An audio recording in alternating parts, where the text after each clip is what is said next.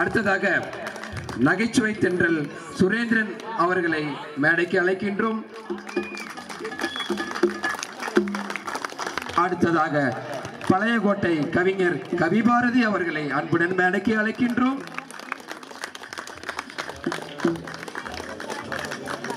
அடுத்ததாக கொங்கு நாவலர் கவிஞர் தனபால் அவர்களை மேடைக்கு அழைக்கின்றோம்.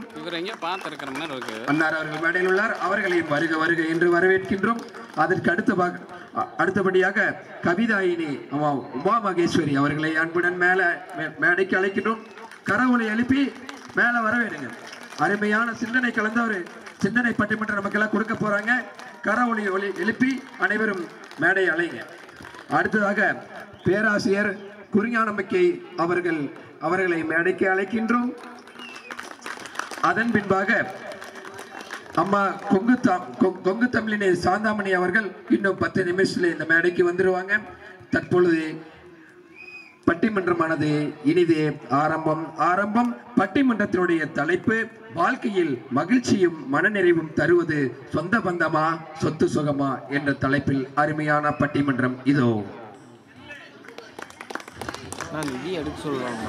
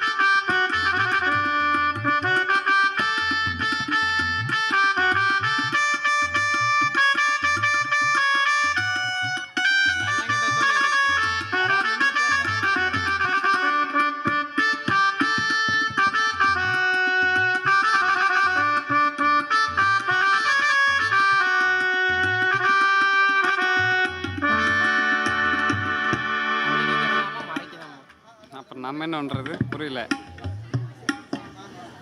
நல்ல கணபதியை நாம் காலமே கைதொழுதால் அல்லல் வினையெல்லாம் அகலுமே. சொல்லறிய தும்பிக்கை யானை தொழுதால் வினை தீரும் நம்பிக்கை உண்டே நமக்கு. முழுமுதற் கடவுள் அந்த விநாயக பெருமானை வணங்கி இங்கே வந்திருக்கக்கூடிய அருமை பெரியோர்கள், தாய்மார்கள், குழந்தைகள், பேச்சாளர் பெருமக்கள், இசைக்குழுவை சார்ந்த நண்பர்கள் அனைவரையும் இளம்புயல் இந்த மன்றத்தின் சார்பிலே, விழாக்குழுவின் சார்பிலே உங்களுக்கெல்லாம் என்னுடைய அன்பையும் வணக்கத்தையும் முதலிலே தெரிவித்துக் கொள்ளுகின்றேன். முதல் வணக்கம் கணபதிக்கு. ஏன் பிள்ளையாருக்கு முதல் வணக்கம் சொல்லுகிறோம்? எல்லோரும் சொல்லுவார்கள், செய்த காரியம், நாம் போகக்கூடிய காரியம் வெற்றியடைய வேண்டும் என்பதற்காக விநாயகரை வழிபட வேண்டும் என்று சொல்லுகிறோம். ஆனால் அதைவிட முக்கியமான ஒன்று, விநாயகருக்கு முதல் வணக்கம் சொல்லுவதே இந்த உலகத்திற்கு அன்னையும் பிதாவும் முன்னறி தெய்வம் என்று அறிவித்த கடவுள் விநாயக பெருமான் தான். அதனாலே தான் அந்த தாய்க்கும் தந்தைக்கும் முதலிடம் கொடுத்த அந்த விநாயக பெருமானை நாம் முதலிலே வணங்குகிறோம். அதே மாதிரி அவருடைய வழியிலே அந்த தாயையும் வணங்க வேண்டும். தாயை எல்லாம் எங்கள் கிராமப்புறத்திலே சொல்லுவார்கள் ஆயி என்று சொல்லுவார்கள். நீங்கள் அப்படித்தான் சொல்றீங்களா? எங்க ஆயிம்பாங்க, எங்க ஆத்தாம்பாங்க. எங்க பக்கம் இங்க அப்படித்தான் சொல்லுவீங்கன்னு நினைக்கிறேன். எங்க ஆத்தா வந்தாங்க, எங்க ஆயி வந்தாங்க. நம்ம குழந்தை அந்த அறியாத வயதில் மலம் கழித்து விட்டால் ஆயின்னு சொல்லுவோம். உங்களுக்கெல்லாம் தெரியும். எதுக்கு ஆயின்னு சொன்னாங்க? தெரியாமல் சிறுநீர் கழிச்சிட்டாலும் மலம் கழிச்சிட்டாலும் அது கூட இருந்து எல்லாம் செய்கிறது யாரு? ஆயி என்று சொல்லக்கூடிய அம்மா தான். அதனால தான் அதுக்கு பேரே ஆயின்னு வச்சுட்டாங்க. ஆயிங்கிற தப்பான வார்த்தை இல்லை, தாயை குறிக்கக்கூடிய வார்த்தை. அப்படி அந்த ஆத்தாளை ஆயியை அந்த விநாயகர் வழியிலே நாம் முதலிலே வழிபட வேண்டும் என்ற நோக்கத்திலே செல்லாத்தா செல்ல மாரியாத்தா செல்லாத்தா செல்ல மாரியாத்தா எங்கள் சிந்தையில் வந்து அருகில் நாடி நில்லாத்தா. செல்லாத்தா செல்ல மாரியாத்தா எங்கள் சிந்தையில் வந்து அருகில் நாடி நில்லாத்தா. கண்ணாத்தா கண்ணாத்தா கண்ணாத்தா உன்னை காணாட்டா இந்த கண்கள் இருந்து என்ன புண்ணியம் சொல்லத்தா. உந்த பெருமையை இந்த உலகுக்கு எடுத்து பாடாட்டா. இந்த ஜென்மம் எடுத்து என்ன பயன் என்று சொல்லடி நீயாட்டா. உந்தன் பெருமையை இந்த உலகுக்கு எடுத்து பாடாட்டா. இந்த ஜென்மம் எடுத்து என்ன பயன் என்று சொல்லடி நீயாட்டா. செல்லாத்தா செல்ல மாரியாத்தா எங்கள் சிந்தையில் வந்து அருகில் நாடி நில்லாத்தா.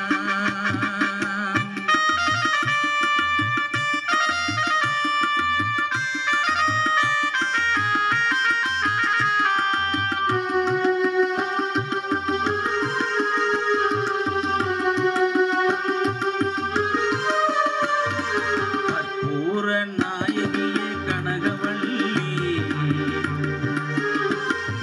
கற்பூர நாயகியே கனகவல்லி காளி மகமாயி கருமாரியம்மா.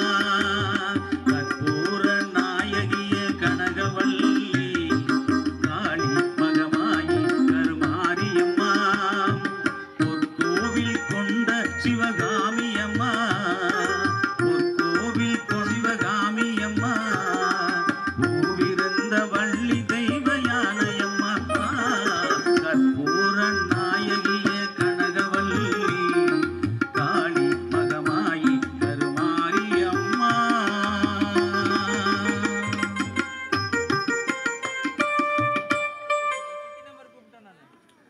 அப்படி அந்த பிள்ளையாருடைய வழியிலே நம்முடைய ஆத்தாவையும் வணங்கி விட்டோம்.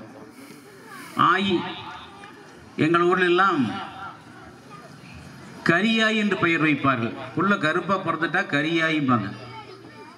அந்த கரியாய் தான் கரிகாளி அம்மனாக வந்தாள். கொஞ்சம் நிறமாக பிறந்துட்டா செல்லாயின்னு பேர் வைப்பாங்க. அந்த செல்லாயி தான் செல்லாண்டி அம்மனாக வந்தவள். கொஞ்சம் ரெண்டும் கலந்த மாதிரி மாநரமாக பிறந்துட்டா அருக்காயின்னு பேர் வைப்பாங்க. அருக்காயின்னு யாராவது பேர் வச்சிருக்கீங்களா? அருக்காணி பேர் ஏதாவது அருக்காயின்னு பேர் வச்சிருக்கீங்களா? யாருக்குமே இல்லை. பாவாயி, பூவாயி, முத்தாயி, பவளாயி, எத்தனை பேர் பாருங்க. ஆதி தெய்வமே ஆயி தான். நமக்கு மூல தெய்வமே அவ தான், அந்த அம்மா தான். அதுமாதிரி நம்ம குழந்தைகளுக்கெல்லாம் வைங்க, அருக்காயின்னு பேர் வைங்க, ஒன்றும் தப்பில்லை, நல்ல பேர். அந்த காலத்தில் ஐயம்பேரை பேரனுக்கு வைப்பாங்க, அதுதான் பெயரன்னு பேர். பேர் அப்படி பெயர்ந்து வந்ததுனால பெயரன், பேர் அப்படி பெயர்ந்து வந்ததுனால பேத்தி, பெயர்த்தி, அப்படித்தான் வந்தது. இன்னைக்கெல்லாம் அப்படி பேர் வைக்கிறது இல்லை, வாயிலையும் நுழையிறது இல்லை. எங்கள் ஊரில் ஒரு குழந்தைக்கு பேர் வச்சிருக்கிறாங்க, பெண் பிள்ளைக்கு. என்ன பேர் வச்சிருக்காங்க தெரியுங்களா? போன மாதம் தான் வச்சாங்க. பெண் பிள்ளைக்கு பேர் வச்சாங்க பாருங்க, 3 எழுத்துல ஒரு பேர், வேண்டாம். என்னங்க இப்படி பேர் வச்சிருக்கிறீங்க? இதெல்லாம் இன்னைக்கு இப்படித்தானுங்க பேர் வைக்கணும். வேண்டான்னு வச்சிங்கன்னா பிள்ளைக்கு என்ன பண்ண, நாளைக்கு அப்பா அம்மா எனக்கு வேண்டான்னு போயிடும். அதில் அந்த மாதிரியெல்லாம் பேர் வைக்காம நல்ல அழகான பெயரையில் நம்ம குழந்தைகளுக்கு சூட்டணும். இப்பொழுது இங்கே இளம்புயல் இளைஞர்கள் நற்பணி மன்றம் இன்றைக்கு இந்த தை நாளிலே மிக அற்புதமாக இந்த விழாவை நடத்தி கொண்டிருக்கிறார்கள். போகி பண்டிகை முடிஞ்சு தை பிறந்து வழி பிறந்து இப்பொழுது இன்றைக்கு மாட்டுப் பொங்கல், அற்புதமான நாள். தை பிறந்தாலே வழி பிறக்கும். அதற்கு பின்னால் போகின்னு ஒன்று கொண்டாடுற. போகின்னு என்ன, பழைய பொருளையெல்லாம் தீ வச்சு கொளுத்தணும் அப்படின்னு சில பேர் சொல்லிட்டு இருக்காங்க. அப்படி இல்லை, போகம். போகத்துக்கு பேர் தான் போகி. இந்த போகை என்ன வச்சிங்க வெள்ளாமல் அப்படிம்பாங்க கிராமப்புறத்தில். இந்த போகை எடுத்துட்டீங்களா, இந்த போகத்தில் எவ்வளோ விளைஞ்சதுங்க அப்படிம்பாங்க. நீங்கள் அங்கே கொண்டு போய் பொறுத்தோன்னு அந்த சொல்ல நிறைய பேர் வேறு மாதிரி சொல்லிகிட்டு இருக்காங்க.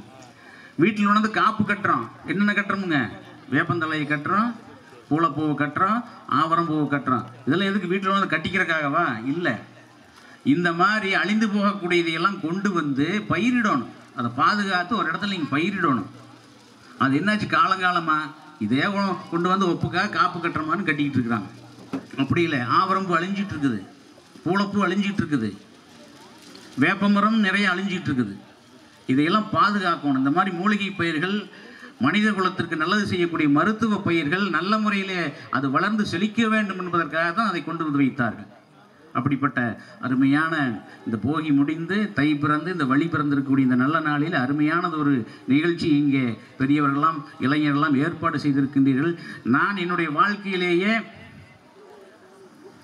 மிகவும் இந்த பட்டிமன்றத்துக்கு வருந்ததை மகிழ்ச்சியாக கருதுகிறேன். ஏனென்று சொன்னால் இங்கே இளம்புயல் இளைஞர் நற்பணி மன்றத்திற்கு, அதாவது ஆலந்தூர் தொட்டிபாளையத்தைச் சேர்ந்த இளம்புயல் இளைஞர் நற்பணி மன்றத்திற்கு மிகப்பெரிய நன்றி நான் சொல்ல வேண்டும், என்னுடைய மகிழ்ச்சி சொல்லிக்கொள்ள வேண்டும். ஏனென்று சொன்னால் எனக்கு திருமணத்தன்னைக்கு தான் இப்படி ஒரு இருக்கை போட்டிருந்தாங்க. 28 வருஷத்துக்கு பின்னாடி மகிழ்ச்சி அதே மாதிரி ஒரு இருக்கையில் போய் உட்காருவோமான்னு கனவு கண்டுக்கிட்டு இருந்தேன். அந்த இருக்கை எனக்கு போட்டு அழகாக உட்கார வச்சுட்டீங்க, அழகு பார்த்துட்டீங்க. அதுவே எனக்கு பெருமை, அதுவே எனக்கு சிறப்பு என்று சொல்லிக்கொண்டு இன்றைக்கி ஒரு அருமையான தலைப்பை கொடுத்துருக்கிறீர்கள். ஏன்னா பேச்செல்லாம் நிறைய வந்திருக்காங்க, நாம்ளும் கொஞ்சம் அவங்கள பேச விடணும். சில பக்கம் நடுவரே பேசிகிட்டு இருப்பாங்க, நீங்கள் பார்க்கலாம், மணிக்கணக்கில் பேசுவாங்க. நான் அப்படி ஒரு பக்கம் போய் பேசினேன், எவ்வளோ நேரம் நீங்கள் பேசுவீங்க அப்படின்னாங்க. நான் ஒரு மணி நேரம் பேசலாம்னு இருக்கேனுங்க அப்படின்னேன். அவர் சொன்னார், நீங்கள் 1 மணி நேரம் பேசுங்க, நாங்களே எந்திரிச்சு போயிடுவோங்க அப்படின்னாரு. அந்த மாதிரி எல்லாமே அவங்களையும் பேச விடணும். இன்றைக்கு அப்படி பேச வந்திருக்கக்கூடிய அறிஞர் பெருமக்களை உங்கள் முன்னாலே அறிமுகம் செய்து வைக்கலாம் என்று ஆசைப்படுகின்றேன். அருமையான ஒரு தலைப்பு கொடுத்திருக்கிறார்கள். வாழ்க்கையில் மகிழ்ச்சியும் மனநிறைவும் தருவது சொத்து சுகமா அல்லது சொந்த பந்தமா என்ற ஒரு தலைப்பை கொடுத்திருக்கின்றார்கள். ஒரு சிக்கலான தலைப்பு தான். அதிலே சொத்து சுகம்தான் மகிழ்ச்சியும் மனநிறைவும் தருகிறது என்று சொல்லி நகைச்சுவை தென்றல் என்னுடைய ஆசான் அருமைக்கும் பெருமைக்கும் உரிய பொள்ளாச்சி கா சுரேந்திரன் அவர்கள் இங்கே வந்திருக்கிறார். என்னைக்குமே நான் அவங்கள ஒரு கேலியாக சொல்கிற மாதிரி நீங்கள் நினச்சிடக்கூடாது. சொத்து அதிகமாக சேர்ந்தாலே அவங்களுக்கு பார்த்தீங்கன்னா தலை சொட்டை விழுந்துருப்பாங்க. நான் கேலிக்காக சொல்லலை, நிறைய பேர் நீங்கள் தலை சொட்டையாக விழுந்துன்னு பார்த்தீங்க காசு நிறைய சேருது அப்படிம்பாங்க. அதனால காசு நிறைய இருக்கும் போல் இருக்குது. அதனால தான் ஐயா அவங்க அந்த தோற்றத்திலையும் இருக்காங்க. அவருடைய அணிக்கு தலைமை தாங்கி அவர் இங்கே வந்திருக்கிறார்கள். அவருக்கு வலிமை சேர்ப்பதற்காக சொல்லிய கோட்டை கவிபாரதி அவர் இங்கே வந்திருக்கிறார்கள். பழைய கோட்டைன்னா உங்களுக்கெல்லாம் தெரியும், காங்கேயம் காளைகளுக்கு பெயர் போன இடம். இவர் கல்யாணம் பண்ணார், ஒரு காளை அடக்கித்தான் பண்ணார். நாங்களாம் மகிழ்ச்சியாக இருந்தோம். என்கிட்ட வந்து சொன்னார், மாமா நான் காளை அடக்கி கல்யாணம் பண்ணிட்டோம்னார். அப்படிங்களா, மகிழ்ச்சி. இந்த காலத்தை காளை அடக்கி கல்யாணம் பண்ணுறீங்களா? இல்லைங்க, பொண்ணு பிள்ளையும் ஒரு காளை தானுங்க, நான் அடக்கி கல்யாணம் பண்ணிட்டோம்னார். அந்த மாதிரி அருமையான ஒரு கல்யாணத்தை பண்ணிட்டு வந்து உட்கார்ந்துருக்கார். உட்காருங்க. அதற்கு அடுத்ததாக அந்த அணிக்கு வலு சேர்ப்பதற்காக கொங்கு தமிழ் நாவலர், இவங்களை நீங்கள் நிறைய தொலைக்காட்சியிலாம் பார்க்கலாம். நாங்களாம் முகம் தெரியாதவர்கள், இப்படி எங்காவது கூப்பிட்டீங்கன்னா வந்து பேசிட்டு போயிடுவோம். ஆனால் எல்லாருக்கும் தெரிந்த முகம், தொலைக்காட்சியில் வந்து புகழ்பெற்ற மதிப்பிற்குரிய கோவை தனபால் அவர்கள் இங்கே வந்திருக்கிறார். மருமகனெல்லாம் எடுத்துட்டாரு, பார்த்தீங்கன்னா ஒரு 22 வயசு கோலத்தில் தான் இருக்கார். சொத்து பத்துக்கு பொருத்தமான மக்களாக 3 பேரும் இருக்கிறார்கள்.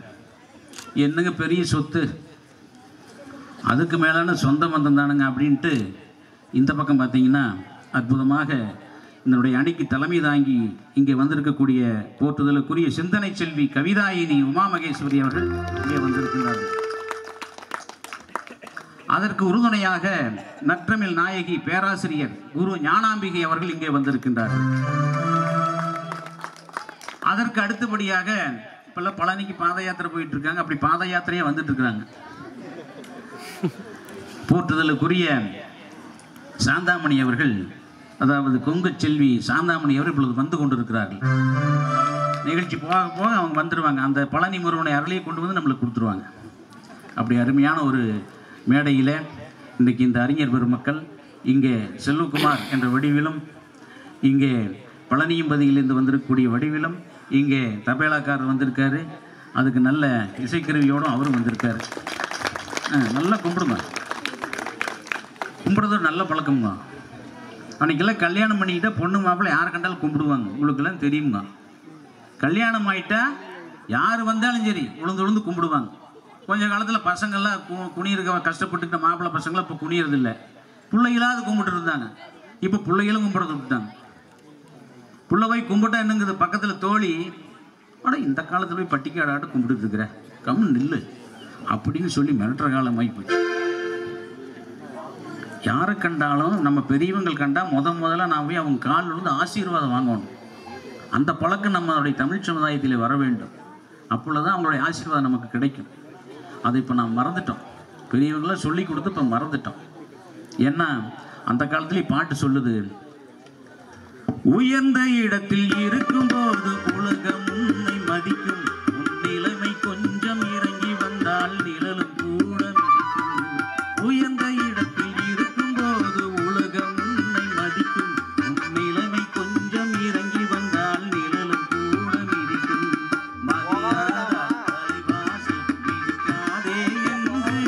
மதியாத தலைவாசல் மிதிக்காதே என்று மானமுள்ள மனிதருக்கு அவ்வை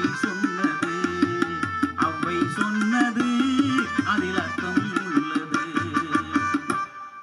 வண்டியோட சக்கரங்கள் இரண்டும் மட்டும் வேண்டும், அந்த இரண்டில் ஒன்று சிறியதென்றால் எந்த வண்டி ஓடும்? உனை போலே அளவோடு உறவாட வேண்டும், உயர்ந்தோறும் தாழ்ந்தோறும் உறவு கொள்வது அது சிறுமை என்பது அதில் அர்த்தம் உள்ளது. நீயும் நானும் சேர்ந்திருந்தோம் நிலவும் வானம் போலே, நான் நிலவு போல தேய்ந்து வந்தேன் நீ வளர்ந்ததாலே.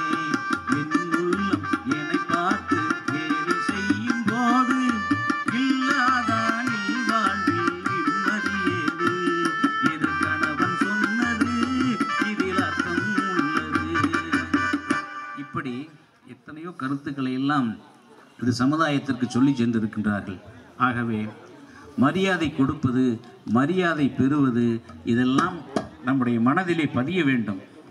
பெரியவர்களை கண்டவுடனே நாம் அவர்களிடத்திலே போய் நம்முடைய மரியாதை செலுத்துவதற்காகத்தான் அன்றைக்கெல்லாம் கால் விழுந்து கும்பிட்டோம். கல்யாணம் எல்லாம் பண்ணியிருப்பீங்க. அந்த காலத்தில் நாங்கள்லாம் கல்யாணம் பண்ணும்போது பார்த்தீங்கன்னா ராத்திரியே பொண்ணு மாப்பிள்ளை சோடியாக நிற்க முடியாது மேடையில். காலையில் தாலி கட்டின பிற்பாடு தான் ஒரு சிவப்பு துணியால் பார்த்தீங்கன்னா சுண்டு விரல் இணைப்பாங்க. அப்படித்தானுங்க, பார்த்துருக்கீங்களா? முதல்ல கல்யாணத்துக்கு ஜவுளி எடுக்க போனோம்னா, துணி எடுக்க போனாங்கன்னா முதல்ல அந்த துணி தான் வாங்குவாங்க. அந்த கை ரெண்டை கோர்க்கிற துணி தான் முதல்ல மங்களமாக வாங்குவார்கள். அதுதான் முதல்ல எடுக்கணும். அந்த துணியில தான் பொண்ணு மாப்பிள்ளையே உடல் ரீதியாக தொடக்கூடியதாக வைத்து அந்த சுண்டு விரலை இணைச்சு, சுண்டு விரலுக்கு எவ்வளோ மதிப்பு இருக்குது பாருங்க, அவ்வளோ சிறப்பு சுண்டு விரலுக்கு இருக்கிறது. அந்த சுண்டு விரல் மூலம் இணைத்து மணவரை சுற்றி வந்த பிற்பாடு தான் பொண்ணு மாப்பிள்ளை பக்கத்தில் நிற்கணும், சோடியை முட்டி நிற்கணும். அப்புறம் தான் ஃபோட்டோ எடுப்பாங்க. இன்னைக்கு போய் கல்யாண வீட்டில் சொல்ல முடியுங்களா? ஏனுங்க சொல்ல முடியுமா? அப்படி போய் நீங்க வேற ஊட்டி அங்கேயே பார்த்துக்கலாம். சினிமா மொழியெல்லாம் போய் பார்க்க வேண்டியதில்லை. பொழுதோட பொண்ணு மாப்பிள்ளை மேடையில் ஏறிக்கிறாங்க. அது அத்தனை பெரியவங்க, இந்த மாதிரி பெரியவங்களை உட்காந்துருக்கிற போதே பார்த்தீங்கன்னா இப்பெல்லாம் உட்காந்துருக்கிற மாதிரி போடுறது இல்லைங்க. மேடையில் இந்த கதாநாயகி ஆடுற மாதிரி இப்படி படுத்துட்டு இருக்கிற மாதிரி பெரிய நீளமாக போட்டுறாங்க. அதில் பொண்ணு பிள்ளை உட்காந்து படுத்துருக்கிற மாதிரி, பையன் கொஞ்சிட்டு இருக்கிற மாதிரி எடுத்துட்டு இருக்கிறாங்க. அது இப்போ நண்பர்கள்லாம் மேலே வந்துடுறாங்க, எதை பீச்சி அடிக்கிறாங்க மேலே, ஒரே சத்தம் அமர்க்கலாம். இன்னைக்கு நாகரிக காலத்தில் இதெல்லாம் சொல்ல முடியாதுங்க. எங்கள் காலத்துல என்ன பண்ணுவாங்க, அட அப்பு போய் பிள்ளை பார்த்துட்டு சொல்லு, பிடிக்குதுன்னு சொன்னால் கல்யாணத்தை வச்சுக்கலாம், நாங்கள் எல்லாமே முடிவு பண்ணிட்டோம், நீ பிள்ளை பார்த்து பிள்ளை சரி பார்த்துட்டு முடிச்சு, அதாவது முடிவு சொல்லிட்டு கல்யாணத்தை வச்சுக்கலாம் அப்படின்ட்டுருவாங்க. எங்கள் காலத்தில், நம்ம காலத்துலேயும் அப்படித்தானுங்க. இன்னைக்கு சொல்ல முடியுங்களா? மாப்பிள்ளை வந்து பிள்ளை பார்த்து பிடிச்சிக்கிச்சுன்னு சொன்னால் கல்யாணம் நடக்குங்களா? பெரியவங்களா இருக்கிறீங்க, எங்க சொல்லுங்க. எனக்கு புள்ள பிடிச்சிக்கிச்சு கல்யாணத்தை வச்சுக்கலாம்னு சொன்னால் நடக்குமா?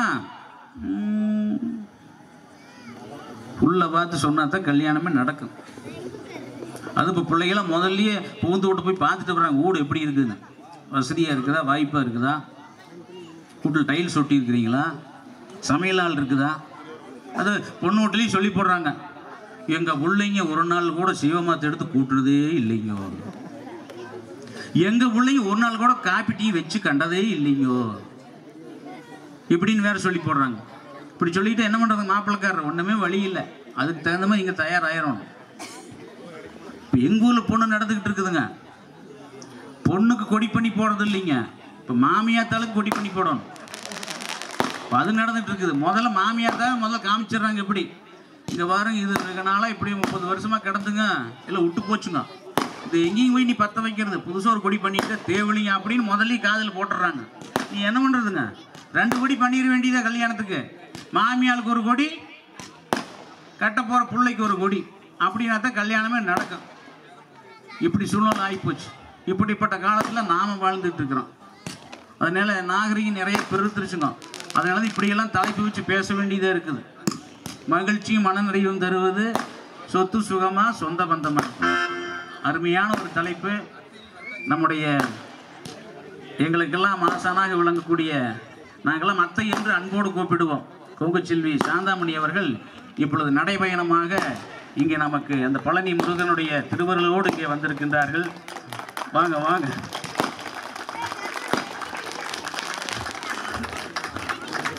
அவங்களுக்கு நம்ம வரவேற்பை தெரிவித்துக் கொண்டு இப்போ மேடையில் எல்லாரும் நிறைந்து விட்டார்கள். இப்போ நிறைவாக நம்ம தலைப்புக்குள்ளே போயிடலாங்களா? போயிடலாமுங்க. இப்போ அருமையான தலைப்பு உங்களுக்கு சொல்லிட்டேன். அவங்க எல்லாரும் பேரையும் உங்களுக்கு சொல்லிட்டேன், அறிமுகம் பண்ணியாச்சு. இவங்க பேரையும் அறிமுகம் பண்ணிட்டேன். இப்போ நாம் நிறைவாக இருக்கிறோம், நிறைவாக உள்ளே போகிறோம். இப்போ வந்து தலைப்பு என்னன்னு நல்லா பார்த்துங்க. மகிழ்ச்சியான ஒரு வாழ்க்கை தரக்கூடியது, மனநிறைவான வாழ்க்கையை தரக்கூடியது. அது எங்கே அடங்கி இருக்கிறது என்று சொன்னால், அது சொத்து பத்தில் அடங்கி இருக்கிறதா, சொந்த பந்தத்தில் அடங்கி இருக்கிறதா என்பதுதான் தலைப்பு என்று சொல்லி இப்பொழுது தலைப்புக்குள்ளே போக இருக்கின்றோம். இப்பொழுது பட்டிமன்றத்தை முதல் பேச்சாளராக சொத்து பத்து என்ற தலைப்பிலே ஆணித்தரமாக தன்னுடைய கருத்துக்களை எல்லாம் வைத்து நம்மிடத்தில் முழங்குவதற்காக மதிப்பிற்கும் மரியாதைக்கும் உரிய நம்முடைய செந்தமிழ் நாவலர் அருமைக்குரிய சுரேந்திரன் அவர்கள் வருகிறார்கள். நான் என்னுடைய இருப்பிடத்திற்கு ஐயா நல்லாவே கும்பிடுவீங்களாட்டு. இளம்புயல் இளைஞர்கள் நற்பணி மன்றத்தின் சார்பாக சீரோடும் சிறப்போடும் வலிவோடும் பொலிவோடும் நடைபெறுகிற பொங்கல் விழா பட்டிமன்றத்திற்கு எங்களை எல்லாம் அழைத்து வந்து சிறப்பு சேர்த்திருக்கிற மன்றத்தை சார்ந்த அருமை சகோதரர்களே, நல்ல பட்டிமன்றத்தினுடைய நடுவராக இருந்து நல்லதொரு தீர்ப்பை வழங்க இருக்கிற கொங்கு நாட்டினுடைய மிகச்சிறந்த தமிழறிஞர் தகைசார் அருமை சகோதரர் தமிழரசு அவர்களே, மிக சிறப்பாக வாதிட இருக்கிற தத்தக்காடையூர் பெற்றெடுத்த நல்ல தமிழ் சொல்லாளர் அருமை சகோதரர் கவிபாரதி அவர்களே, 30க்கும் மேற்பட்ட நாடுகளுக்கெல்லாம் சென்று நல்ல தமிழை அற்புதமாக பரப்பி இருக்கிற கொங்கு நாவலர் அருமை தம்பி தனபால் அவர்களே, சொந்த பந்தத்தை பற்றி அற்புதமாக வாதிட இருக்கிற முற்போக்கு சிந்தனையாளர் கவிதாயினி உமாமகேஸ்வரி அவர்களே, நற்றமிழ் செல்வி குருஞானாம்பிகை பேராசிரியர் ஞானாம்பிகை அவர்களே, உங்களுடைய உள்ளங்களை எல்லாம் கொள்ளை கொண்டிருக்கிற அற்புதமான கொங்கு செல்வி இந்தோனேசியா, துபாய் போன்ற நாடுகளுக்கெல்லாம் சென்று மிக சிறப்பான பேருரையாற்றி வருகை தந்திருக்கிற எங்களுடைய செந்தமிழ் செல்வி சாந்தாமணி அவர்களே, இங்கே சிறப்பாக விரலாலும் குரலாலும் அற்புதமாக தன்னுடைய வாசிப்பை தொடங்கி இருக்கிற அருமை சகோதரர் பாலகிருஷ்ணன் அவர்களே, செல்வகுமார் அவர்களே, நடுவர் அவர்கள் சொன்னதை போல பேச்சுலருக்கு வைஃப் அமையறதும் பேச்சாளருக்கு மைக் அமையறது பூர்வ ஜென்ம புண்ணியம். அருமையான மைக் செட். அபிராமி அபிராமின்னு சொன்ன போதே நான் கணக்கு போட்டேன். மனிதர் உணர்ந்து கொள்ள இது மனித காதல் அல்ல அல்ல. நல்ல மைக் செட்டை அமைத்திருக்கிற அருமை சகோதரர் அவர்களே, பெரியோர்களே, தாய்மார்களே, அன்பு சகோதர சகோதரிகளே, குழந்தைகளே, அத்தனை பேருக்கும் நன்றி கலந்த பொங்கல் வாழ்த்துக்களை சிறப்பாக தெரிவித்துக் கொள்கிறேன். நடுவர் அவர்களே, உங்களுடைய நல்ல முன்னுரையில் கிராமத்தினுடைய அருமையான பண்பாட்டை சிறப்பாக எடுத்து சொன்னீர்கள். அப்படி இருந்த குடும்பம் ஒரு காலத்துல எவ்வளவு ஒற்றுமையாக இருந்தார்கள். சொந்த பந்தம்னா அப்பத்தான் அப்பா அம்மாவோடு, அண்ணன் தம்பியோடு, அக்கா தங்கையோடு, தாத்தா பாட்டி சித்தப்பா பெரியப்பான்னு ஒரு காலத்துல எவ்வளவு அற்புதமான குடும்பம் இருந்தது. நடுவர்களே, முத்துக்கு முத்தாக சொத்துக்கு சொத்தாக அண்ணன் தம்பி பிறந்து வந்தோம் கண்ணுக்குள் கண்ணாக அன்பாலை இணைந்து நின்றோம் ஒண்ணுக்குள் ஒண்ணாக முத்துக்கு முத்தாக சொத்துக்கு சொத்தாக அண்ணன் தம்பி பிறந்து வந்தோம் கண்ணுக்குள் கண்ணாக அன்பாலை இணைந்து நின்றோம் ஒண்ணுக்குள் ஒண்ணாக.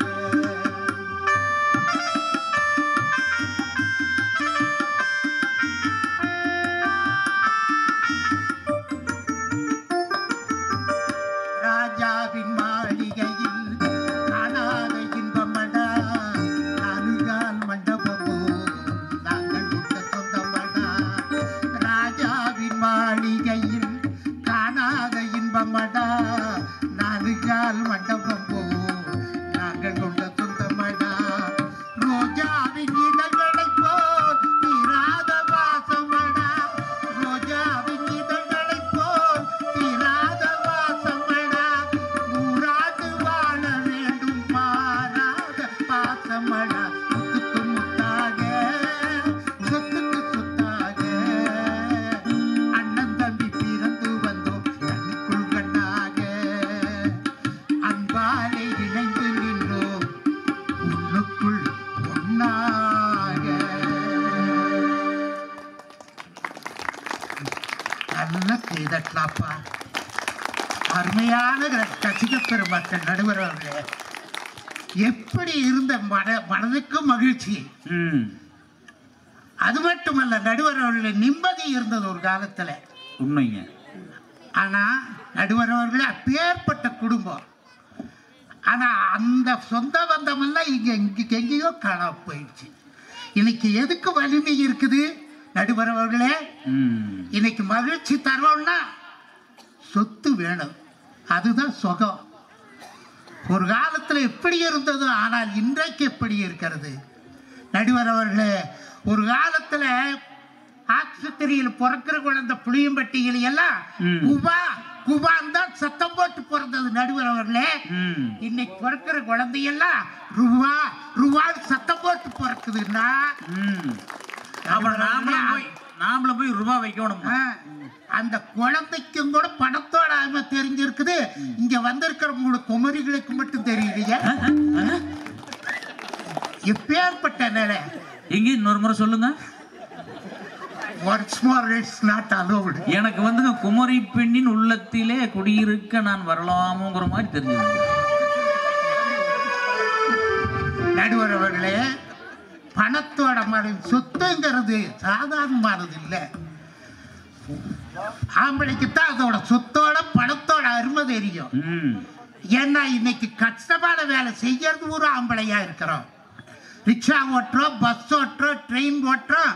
எங்க ஆழியார் டேம்லயும் பவானி சாகர் டேம்லயும் தண்ணி வரும்போது ராத்திரியும் இல்லை பகலும் இல்லை பாம்போட பூரானோட போராடிட்டு விவசாயிகள் முறத்தண்ணி கட்டுறாங்கன்னா நடுவரவர்களே, பணத்தோட அருமை எங்களுக்கு தான் தெரியும். 10 விரலால பதறாம உழைச்சாத்தான் 5 விரலால அசராம சாப்பிடலாம். 10 விரலால பதறாம உழைக்கிறது ஆம்பளை, 5 விரலால அசராம திங்கிறது பொம்பளை. வாயை துறக்கிறது ஆம்பளை, வடையை முழுங்கிறது பொம்பளை. காதை குடுக்கறது ஆம்பளை, கடுக்கன் மாட்டிக்கிறது பொம்பளை, வெள்ளம் திங்கிறது இந்த பொம்பளைங்க, விரல் சூப்பர் மட்டும் தொட்டி வாழைய ஆம்பளைங்களா? நடுவர்களே, இந்த அருமை, பணத்தோட அருமை ஆம்பளைக்கு தான் தெரியும். உண்மை. இன்னைக்கு நினைச்சு பாருங்க, அந்த சொத்து சுகம் என்பது இருக்கிற போதுதான் குடும்பமாக இருந்தாலும் சமூகமாக இருந்தாலும் மிக அற்புதமான நிலையில விளங்கு. நடுவர்களே, இன்னைக்கு குழந்தைகள்லாம் பாருங்க, அம்மா கிட்ட என்ன கேட்கும்? பிஸ்கட் கொடு, பிஸ்கட் கொடு, பிஸ்கட் பிஸ்கட்னு சொல்லிட்டு இருந்த இந்த குழந்தைங்க இன்னைக்கு அம்மா கிட்ட, அம்மா அம்மா எங்க பள்ளிக்கூடத்துக்கு இன்னைக்கு பீஸ் கட்டு, பீஸ் கட்டுன்னு கேட்டுட்டு இருக்குதுன்னா, பிஸ்கட் கேட்ட குழந்தைங்க பீஸ் கட்டு, பீஸ் கட்டுன்னு கேட்குதுன்னா இந்த குழந்தைங்க சாதாரணமானதா? நடுவர்களே, இன்னைக்கு எல்லாம் வாத்தியார்களோட நம்ம குழந்தைங்க தான் ரொம்ப, நடுவர்களே, ரொம்ப அருமையா இருக்குது, இன்னும் அறிவாகவும் இருக்குது. இன்னைக்கெல்லாம் நாங்கெல்லாம் வாத்தியார் இருந்தவங்க தான், உங்களுக்கு தெரியும். நான் கேள்வியே கேட்க மாட்டேன், ஏன்னா கேட்கிற கேள்வி ஒரு மாதிரி, வர்ற பதில் வேற மாதிரி. ஒரு தடவை முதலுதவியை பத்தி பாடம் நடத்திட்டு இருக்கிறேன். தம்பி, யாராவது ஒருத்தர் தண்ணிக்குள்ளேயே, குளத்து தண்ணியிலேயோ கிணத்து தண்ணியிலேயோ தவறி போய் விழுந்துட்டான்னா முதல்ல அவன் தலைமுடியை பிடிச்சி தூக்கி காப்பாத்தோன்னு சொன்னேன். மெதுவா எழுந்திருச்ச வருங்கால அப்துல் கலாம் என்ன பார்த்து கேட்டா, அது சரிங்கய்யா, உங்க மாதிரி தலை இருக்கிறவங்க விழுந்துட்டா நான் எப்படி தூக்கி காப்பாத்தன்னு சொல்றானா?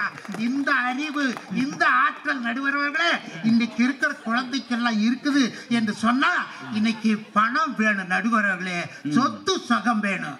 ஏனென்று சொன்னால் அந்த சொத்து தான் இன்னைக்கு நமக்கு வீட்டை கொண்டு வருது, மானங்காப்பதற்கு ஆடையை கொண்டு வருது, நோய் வந்தா மருந்தை கொண்டு வருது. அது மட்டுமல்ல நடுவர்களே, இன்னைக்கு எல்லா விதமான, நீங்க சொல்றீங்க பாருங்க, அந்த கல்யாணங்கிறது ஒண்ணு நடக்கும்னா ஆயிரங்காலத்து பயிர் பெரியவங்க எல்லாம் சொல்லுவாங்க. நடுவர்களே, கல்யாணங்கிறது ஆயிரங்காலத்து பயிர் இல்ல, அது அரை நாள் தயிர், சீக்கிரத்தில் புளிச்சு போயிடும். அந்த ஆயிரங்காலத்து பயிர் அச்சடிச்ச பணத்தினாலதான் நடக்குது நடுவர்களே. இந்த மாதிரி பணம் இருக்கணும். அதனாலதான் ஒரு கவிஞர் அழகாக பாடுனா, பணம் பந்தியிலே குணக்குப்பையிலே இதை பார்த்து அறிந்து நடக்காத மனிதரிலே, உலகில் மனிதரிலே பொன்னெறியா ஆனாலும் பணம் இருந்தாலே அவனை உயர்த்தி பேச மனிதர் நாளும் தப்பாதே. இருந்திட்டாலும் பணம் இல்லாத ஆளை உலகம் எந்த நாளும் மனிதனாக மதிக்க மாட்டாதே. பணம் பந்தியிலே குணக்குப்பையிலே இதை பார்த்து அறிந்து நடக்காதவன் மனிதரிலே, உலகில் மனிதரிலே.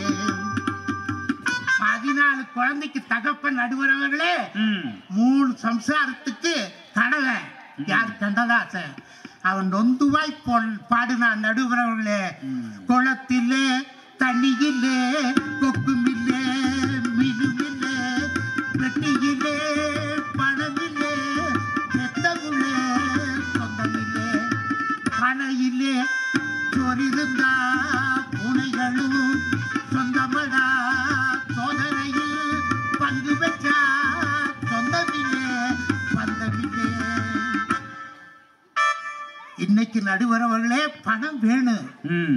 ஏன்னு சொன்னா, சொத்து என்பது இருந்தால்தான் மற்றவங்களுக்கெல்லாம் தர்மம் செய்ய முடியும்.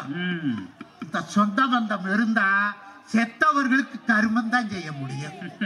நினைச்சு பாருங்க, இறந்தவர்களுக்கு திதி கொடுக்கறத விட இருப்பவர்களுக்கு நிதி கொடுப்பதுதான் நடுவர்கள் இன்னைக்கு வாழ்க்கையில முக்கியம்.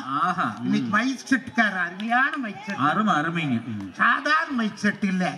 இன்னைக்கு எல்லாம் நிகழ்ச்சி எல்லாம் முடிஞ்சதுக்கு பின்னால நம்ம மைக் செட்டுக்கார அண்ணனை அந்த இளம்புயல் நற்பணி மன்றத்தை சேர்ந்தவங்க எல்லாம் கூப்பிட்டு, பாக்ஸ் டாப்பு, மைக்கு டாப்பு, ஆம்பிளிஃபையர் சூப்பர், அருமையா செஞ்சிருந்தீங்க மைக்கு தம்பி, அடுத்த வருஷமும் நீங்க தான் வரணும், இந்தாங்க வச்சுக்கோங்க பழனி விபூதி போட்டலாம், இந்தாங்க வச்சுக்கோங்க குங்குமம், நீங்களும் உங்க சம்சாரத்துக்கு வச்சு விடுங்க, குழந்தையாக்கு வச்சு விடுங்க, தந்தையாக்கு வச்சு விடுங்க. குழந்தையாக்கு போறீங்க நடுவர்களே, அடுத்த வருஷம் வருவார் அவரு. எல்லாத்துக்கும் பணம் வேணும் நடுவர்களே. எல்லா விஷயமும் கருவறையிலிருந்து கல்லறை வரைக்கும் சில்லறை இல்லாத எந்த காரியம் இல்லை நடுவர் அவர்களே. என்னை பார்க்க வேண்டுமால அத்தனை குடும்பத்திலே ஒவ்வொரு செய்தியும் அந்த எல்லா விதமான விஷயங்களுக்கும் பணம் வேணும் நடுவர் அவர்களே. இதை பார்த்தீங்கன்னா சொந்த பந்த எந்த லட்சணத்துல இருக்குது. மாமனாருக்கு மருமகனுக்கு சண்டை வராது, மச்சனுக்கு மாப்பிள்ளைக்கு சண்டை வராது. ஆனா மாமியார் மருமக சண்டை வீட்டுக்கூடு பார்க்கப்படி நடுவரவுல சொந்த பந்த எந்த லட்சணத்துல இருக்குது நடுவரவர்களே. எங்க அம்மா இருக்கிறாளே 10 மாதம் பெத்த எங்க அம்மா சோறு ஓட்டு குழந்தையா இருந்த என்ன வாலிபனாக்குனா. என் சம்சாரம் இருக்காளே எனக்கு வாச்சவ ஆதி பராசக்தி அங்காள வரமேஸ்வரி 1000 தலைவாங்கி அபூர்வ சிந்தாமணி சேலகட்டு சுனாமி ஜாக்கெட் போட்ட சந்தரமுகி கொண்ட ஓட்ட கொரோனா இருக்கிறாளே ஆரவல்லி சூரவல்லி ஜில்ஜில் ராணி ஜிலேபி மேடு அந்த மகராசி எனக்கு சோறு ஓட்டு வாலிபனா இருந்தனா கிழவனானு தானே மிச்சம். கல்யாணத்துக்கு முன்னால திருப்தியா இருந்த திருப்பதியாவல் நினைச்சு பாருங்க நடுவரோட எல்லா காரியமும். இன்னைக்கு இந்த சொந்த வந்து எந்த லட்சணத்துல வீட்டுல தூங்குறீங்க, தூங்க முடியுதுங்களா? அதெல்லாம் தங்கமெல்லாம் ரசிகன் நடுவர்கள். இன்னைக்கு என்ன நிலைமை நடுவர் பொம்பளை சாதாரணப்பட்டவர்களா காரணம் இல்லாம சண்டை போடுவாங்க, ஹேப்பின் இல்லாம கொண்ட போடுவாங்க. பொம்பளைகளை இங்க பாருங்க, சேலை பாருங்க, சாதாரண இல்லை நடுவர் அவர்களே. இன்னைக்கு சொந்த பந்தத்தை பத்தி பேச வந்து இருக்கிறாங்க. இன்னைக்கு பணமே வேண்டாம், அவங்க தத்துவா பணமே வேண்டாம், எல்லாம் பட்டினத்தார் பேத்திக. உடை கோவணம் உண்டு, உறங்கப்புறம் திணையுண்டு, அடைகாய் இலையுண்டு, அருந்த தண்ணீர் உண்டு, விடையேறுங்கீஸ்வரர் திருநாமம் உண்டு மேதினையில் வடகோடு உயர்ந்தென்ன தென்கோடு தாழ்ந்தென்ன வாந்திரைக்கே காயமாவது பொய்யடா காற்றடைத்த பையடா. மாச கடைசியில் 31ஆம் தேதினா 60,000 ரூபாய் வெய்யடான்னு சொல்ற பட்டினத்தார் வேத்தி. இவங்கெல்லாம் பண்ணவே வேண்டாப்பா. அதெல்லாம் சாதாரண நீங்க கொடுக்கறதே கூட பீரோல வைக்கிறாங்களே நடுவர்களே. பட்டினத்தார் 9 கோடி பொண்ணையும் குளத்துல தூக்கி வீசியிருந்தார். ஆனா பட்டியலத்தார் அப்படி செய்வாங்களா? நினைச்சு பாருங்க நடுவர்களே. எல்லா விதமான காரியத்துக்கும் இன்னைக்கு பணம் வேணும். ஏன்னு சொன்னா பணம் இருக்கிறவனோட மூஞ்சி, அந்த சொத்து இருக்கிறவன மூஞ்சியை பார்த்தீங்கன்னா இந்த லைட்டில் இருக்கிற அந்த 10,000 லைட்ஸ் பவர் மாதிரி அவரோட முகம் அப்படியே ஜொலிக்கும். ஆனா பணம் இல்லாதவனோட மூஞ்சியை பாருங்க நடுவரவுல 5 கிலோ இஞ்சின குரங்கு மாதிரி அப்படியே இழிச்சிட்டு இருக்கோம். நினைச்சு பாருங்க. இன்னைக்கு வாழ்க்கையில் எல்லா விதமான நிலைக்கும் அந்த சொத்து இருக்கும் நடுவரவுல. அந்த சொத்து என்பதுதான் இன்னைக்கு எல்லாத்தையும் நிர்ணயிக்கிறது என்று சொன்னா, இன்னைக்கு நடுவரவுல சொந்தத்துல எப்படி இருக்குது மாமியார் மருமக சண்டை. எங்க அம்மா காலங்காத்தால 4 மணிக்கு எழுந்திருக்கிறது எங்கம்மா தான், வாச கூட்டது எங்கம்மா தான், கோலம் போடுறது எங்கம்மா தான். வயசான அசதியில காலையில 7-7:30 மணி வரைக்கும் தூங்கிட்டான் நடுவரவர்கள். எங்க அம்மா என் வீட்டு ஆதிபராசக்தி எங்க அம்மா தலைமாட்ட குத்து விளக்கு பத்த வச்சுட்டான்.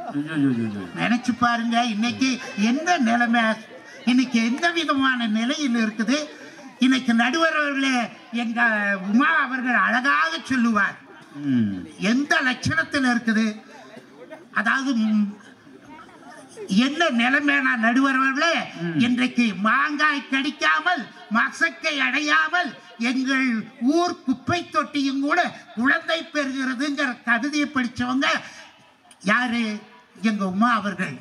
மகாபாரதத்திலேயே என்ன கதை, சொந்த வந்த அம்மாங்கிறது எப்பேற்பட்ட புனிதமான சொல்.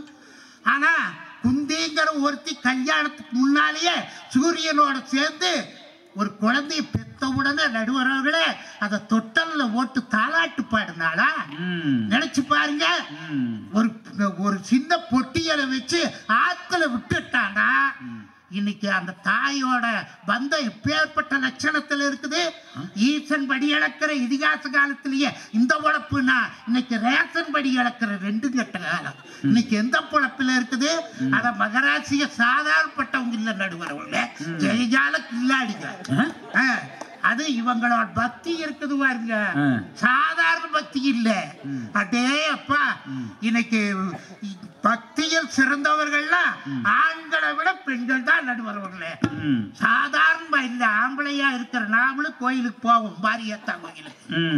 அர்ச்சகர் திருநெல்வேலி கொடுப்பார், நெத்தி நிறைய பூச்சிக்குவோம், குங்குமத்தை கொடுப்பார் வச்சுக்குவோம். எங்க வீட்டு ஆதிபராசக்தி அங்காள வீரவே பரமேஸ்வரி இதுவும் கோயிலுக்கு போகும். அர்ச்சகர் திருநீர் கொடுப்பார், நெத்தி நிறைய பூச்சிக்க, குங்குமத்தை கொடுப்பார், கையில வச்சுக்க. அந்த கர்ப்பகிரகத்து ஓரத்துல போய் ஒதுங்கி நின்னுக்க. ஆம்பளை இழிச்சவா எத்தனமா கட்டாம பாருங்க, தங்கத்தாலாய் மாங்கல்யம். அதை ஒருத்தருக்கும் தெரியாம ஸ்லோ மோஷன் எடுக்கு. அந்த குங்குமத்தை எடுத்து மாங்கல்யத்தில் வச்சு நல்லா அழுத்து. எதுக்கு தெரியுங்களா அழுத்துறது? ஏதோ கணவன் மீது வைத்திருக்கிற பக்தின்னு தான் அப்படித்தான் நினைச்சிட்டு இருக்காங்க. அப்படி இல்லைங்க நடுவரவர்களே. இன்றைக்கும் 7 பிறவிக்கு இந்த இழிச்ச வாயன்களே புருஷனா வரவங்கிறத அழுத்தாரு. எப்படி இருக்குது குடும்பம் நடுவரவர்களே? இன்றைக்கு பணம் இருக்கிற போதுதான் இன்னைக்கு செல்லு, பணம் இருக்கிற போது இன்னைக்கு சமையல் கட்டுல இருந்து இவங்களுக்கு விடுதலை கிடைச்சிருக்குது நடுவரவர்களே.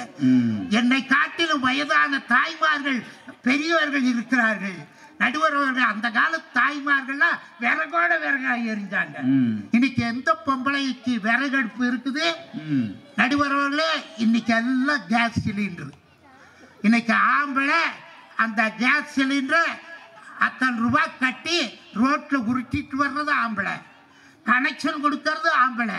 இந்த பொம்பளைகளுக்கு என்ன வேலை? படக்குன்னு சுவிட்ச போட்ட படக்குன்னு எரியுது. நினைச்சு பாருங்க, இன்னைக்கு சட்டியல் சமையல் இருக்குதா? எல்லாம் பணத்தினால வந்த வாழ்க்கை.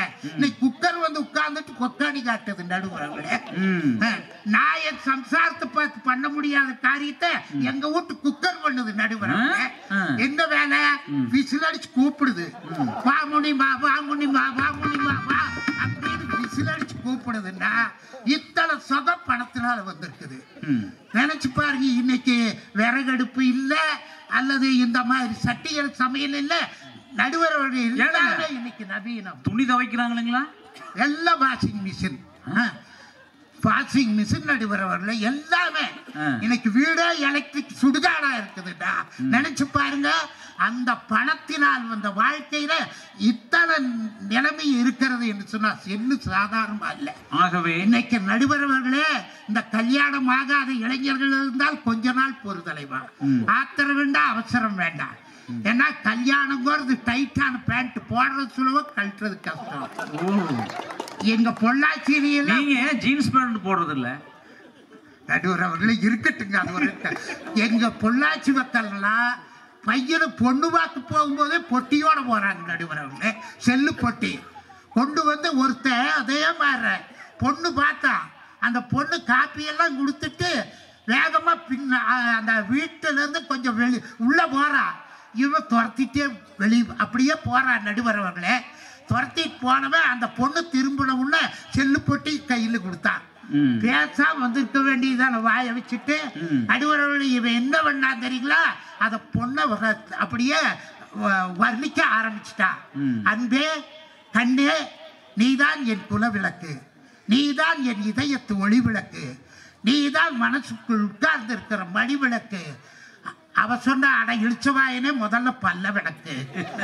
நினைச்சு பாருங்க, இன்னைக்கு அந்த டிவி பொட்டி வந்தா அடிச்சுன்னா அத்தனை நிலையில மாற்றம் இருக்கிறது என்று சொன்னால் எல்லா வகையிலும் இன்றைக்கு மகிழ்ச்சியை தருவது பணம்தான், சொத்து சுகந்தான், சொந்த பந்தம் அல்ல என்று சொல்லி நல்ல வாய்ப்புக்கு நன்றி கூறி விடைபெறுகிறேன். வணக்கம்.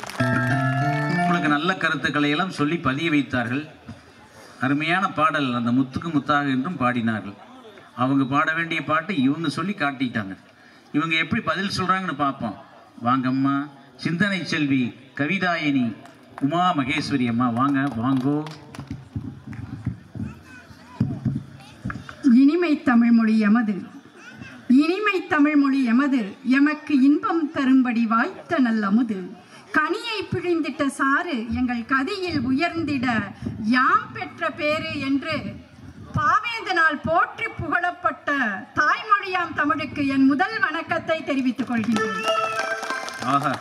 மிக சிறப்பாக ஒரு அருமையான பட்டிமன்றத்தை ஏற்பாடு செய்து எங்களை எல்லாம் வரவழைத்து பெருமைப்படுத்தி இருக்கின்ற இந்த மாபெரும் சபையிலே எங்களை எல்லாம் வரவழைத்து பேச வைத்திருக்கின்ற இளம் புயல் நற்பணி மன்றத்தை சார்ந்த அத்தனை பெருமக்களுக்கும் எங்கள் குழுவின் வணக்கத்தை, வாழ்த்துக்களை, நன்றிகளை தெரிவித்துக் கொள்ள கடமைப்பட்டிருக்கிறோம்.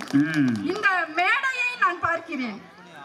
இந்த ஒரு சிறு ஊரிலே, ஒரு சிறிய கிராமத்திலே எவ்வளவு சிறப்பாக செய்ய முடியுமோ அவ்வளவு சிறப்பாக செய்திருக்கிற உங்கள் அத்தனை பேருக்கும் எங்களுடைய பாராட்டுதல்களை தெரிவித்துக் கொள்கின்றோம். அருமையான நடுவர், அவர் பேசுகிற போது எல்லாருக்கும் உற்சாகம் வந்துருச்சு. அவ்வளவு அழகா பேசுறாரு. எதிரணியில் இருக்கிற அன்பிற்குரிய சகோதரர்கள் இருக்காங்க, இங்க என்னோட சகோதரிகள் இருக்காங்க. அவர்கள் வெறும் சகோதரிகள் அல்ல, அவர்கள் சொற்சிலம்பம் ஆடுகின்ற மாபெரும் ஒரு ராட்டினம் சுழன்றால் எப்படி சுழன்றுமோ அப்படி தமிழை தன்னுடைய குரலால், தன்னுடைய உச்சரிப்பால், தங்களுடைய திறமையால் வெளிப்படுத்துகிற அற்புதமான சகோதரிகள் அமர்ந்திருக்கிறார்கள். கேட்பதற்கு நீங்கள் வந்திருக்கிறீர்கள். இதை விட பெரிய கொடுப்பினை எங்களுக்கு என்ன இருக்க முடியும்? இதோ இந்த இசை மேடை. இவர்கள் பாட பாட, அதுவும் எங்களோட சுரேந்திரன் பாடுற அந்த ஸ்கேலுக்கெல்லாம் யாராலுமே வைக்க முடியாதுங்க.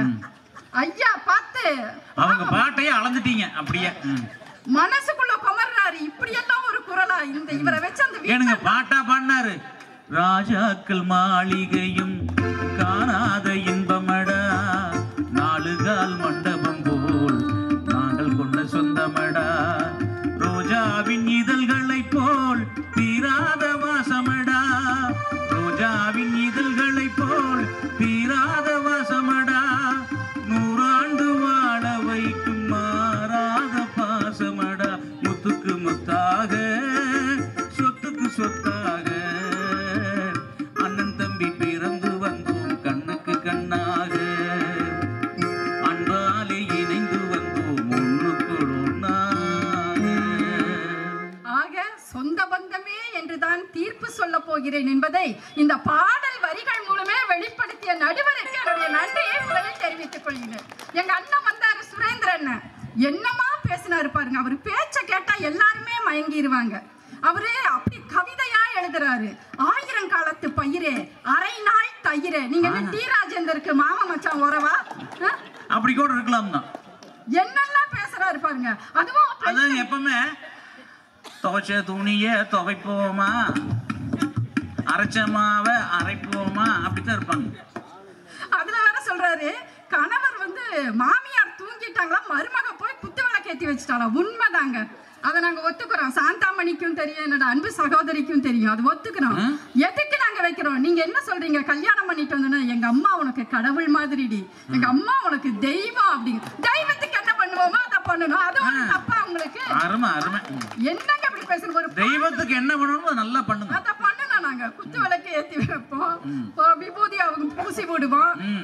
அப்படியே ஆமா, மாலையை கூட அப்பப்போ போட்டு பார்ப்போம். அதெல்லாம் ஒரு கடவுளுக்கு செய்யறது தானே. ஏமா மாமியார் நம்ம கடவுளா தானமா நினைப்போம் இல்லையா? ஏன்னா என்ன போடுவாங்க கோடிங், ஏதோ ஒரு கோடியில இருந்த எங்க மாமியார எங்க வீட்டு கோடிக்கு கொண்டு வந்திருக்கோம் இல்ல நடுவர்? அதனால அப்படித்தானே. வாழ்க்கையில சிறப்பதற்கு என்ன காரணம்? எது வந்து சந்தோஷம் தருது, சொத்து சுகமா, சொந்த பந்தமானா அதை பேசிட்டு போகாம எங்க அண்ணன் என்னென்ன பேச்செல்லாம் இன்னைக்கு பேசியிருக்காரு பாருங்க. நடுவர் அவர்களே, சொத்து சுகம் என்பது நாம் பிறந்த பிறகு, இந்த பூமியில நம்ம வந்து விழுந்த பிறகு நம்ம தேட வேண்டியது சொத்து சுகம்.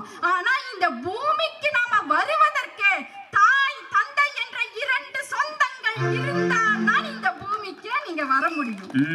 ஏங்க, ஒரு எவ்வளவு சொத்து இருந்தாலும் சரிங்க, ஒரு குழந்தைய கையில் ஏந்திட்டு அந்த தாயும் தகப்பனும் அடைகிற மகிழ்ச்சிக்கு ஈடா நீங்க என்னங்க தர முடியும்? என்ன தர முடியும்?